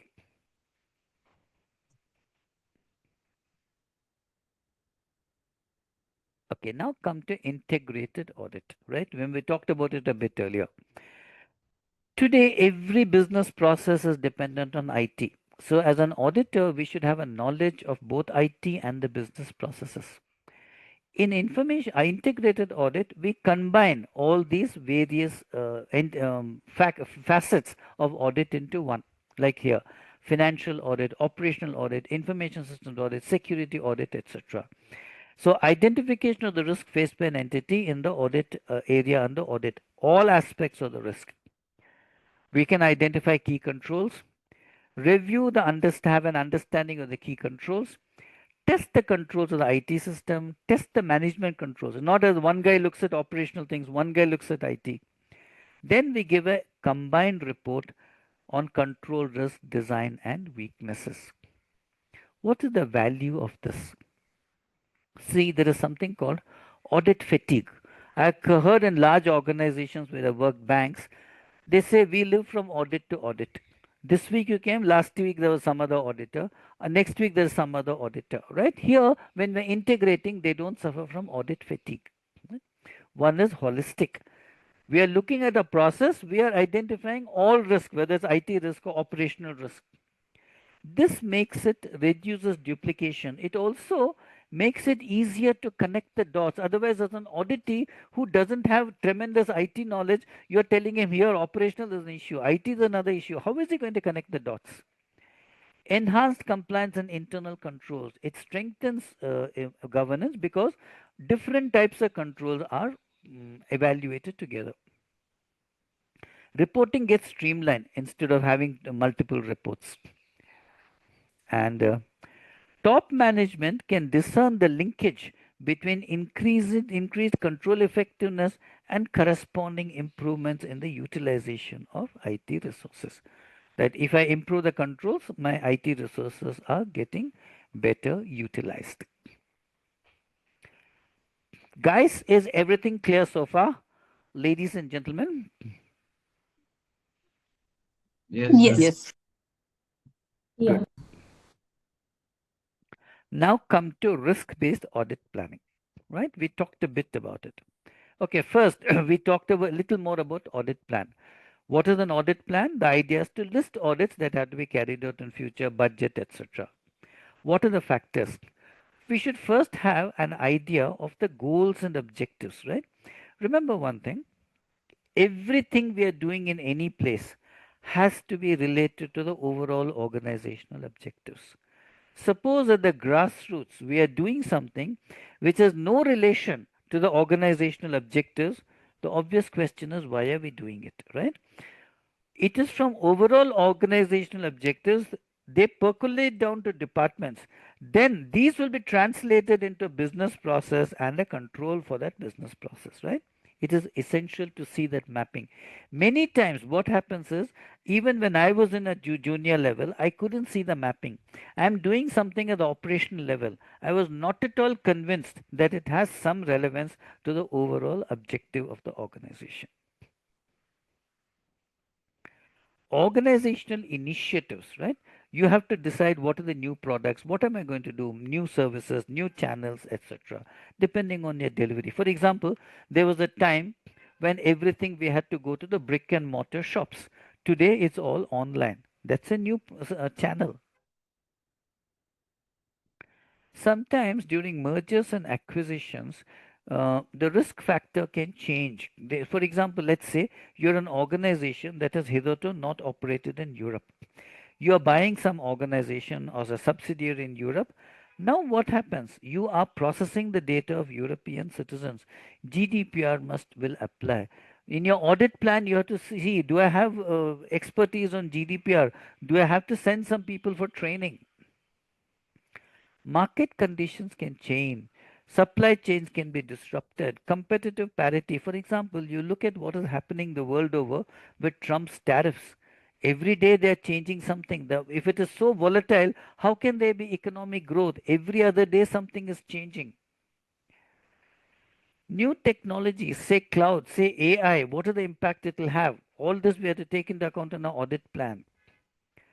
Changes in regulatory requirements. See, whichever regulatory requirement, let's say something like an Indian thing, any law in India, that can vary. Every law keeps changing. There are amendments. So whenever that happens, we have to study the implications. What do we have to change? And then in the audit plan also this has to be done. Let's say under some governing regulation, some new requirements have been brought in. As an audit manager carrying out that audit, we have to keep track of that. Okay, there is a new requirement which the government brought in this year. Are we doing it? Do we have controls to verify it? What is the level of compliance? All these questions come in. Audit planning is always conducted at the beginning of the audit process to make sure that we are carrying it out in a proper way. There's a term called audit universe. So, see, when you're starting, remember we said before the beginning of the accounting year, you have to compile your audit plan. The first thing for that is the audit universe. What is the audit universe? It's a list of all the entities, all the applications, all the processes that you have to audit, right? This is what you're going to do over the next year. All processes in your audit universe have to undergo a risk assessment based on which you'll prioritize. In carrying out the risk assessment, we will seek inputs from the business owner. We will seek inputs. That doesn't mean you're going to blindly follow it. You have to do your own risk assessment. Inputs we will factor in. The risk factor should be based on some objective criteria.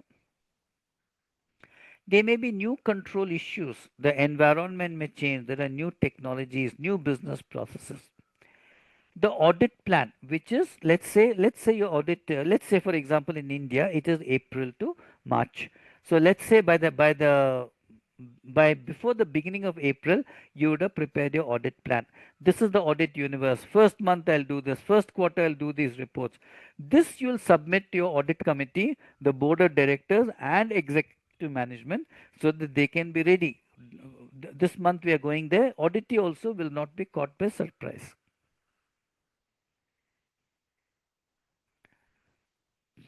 Okay. Okay. Audit planning should be both long term and short term. In long term, you're looking at the strategic direction. Are there any changes in IT environment? The most obvious thing which all of us are talking about in AI, how is it going to impact our processes? We have to take this into account when we are auditing. Short term is what are we going to do only during this process of this year? Every business process in our audit universe should be subject to risk assessment. We can have qualitative or quantitative risk. We'll talk about that later. In qualitative, we say high, medium, or low. So if it is high risk, then that has to be given more priority. The overall risk for every process should be determined. Now, for example, how do we say something is high risk? How do we say something is medium or low risk? What are the criteria that should be clearly defined? It cannot be subjective. I think it is high risk. If you look at it, you will say, no, it is low risk. The criteria should be published so that it's transparent and objective. Processes with high overall risk should have priority. What does that mean? More frequency, more resources, etc. When you're creating the audit plan, you should do your manpower and skill planning. For example, when we total up, we find we need, let's say, 500 man hours. When I see my resources and take out vacations and all, I have only 400 man hours. Then I have to hire somebody. That is in terms of man days. What about skills? AI or some other technology, I have no skills. Now I have to hire somebody with that. Or one of my people I have to go for training for this, send them.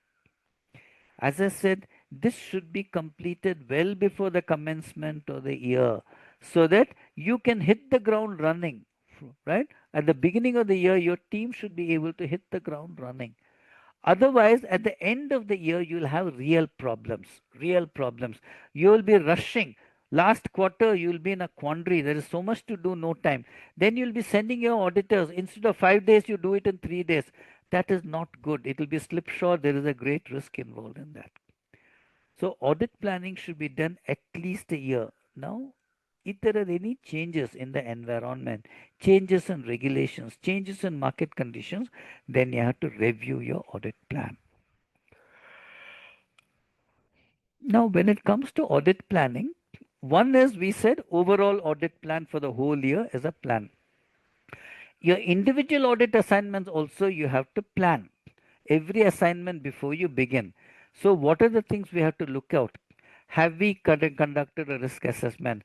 From the last audit, has there been any change in the technology? Things like your regulatory requirements, privacy requirements, they may change over time. Factor in the latest. Based on all this, you may want to modify the overall approach to audit. Sometimes when your systems are upgraded, new technologies, your business process owners may want some changes. All this has to be factored into your plan. As an auditor, we should understand the environment in which we are working, which means we should have a broad understanding of the business processes. You don't need the same level of understanding as the business managers, but you should understand at a high level what they're doing. How important is your technology? What is the role that your technology plays in helping them do their business? We should know what types of information systems and technology support an auditor. We should also know what is the regulatory requirement, what environment is our businesses operating in.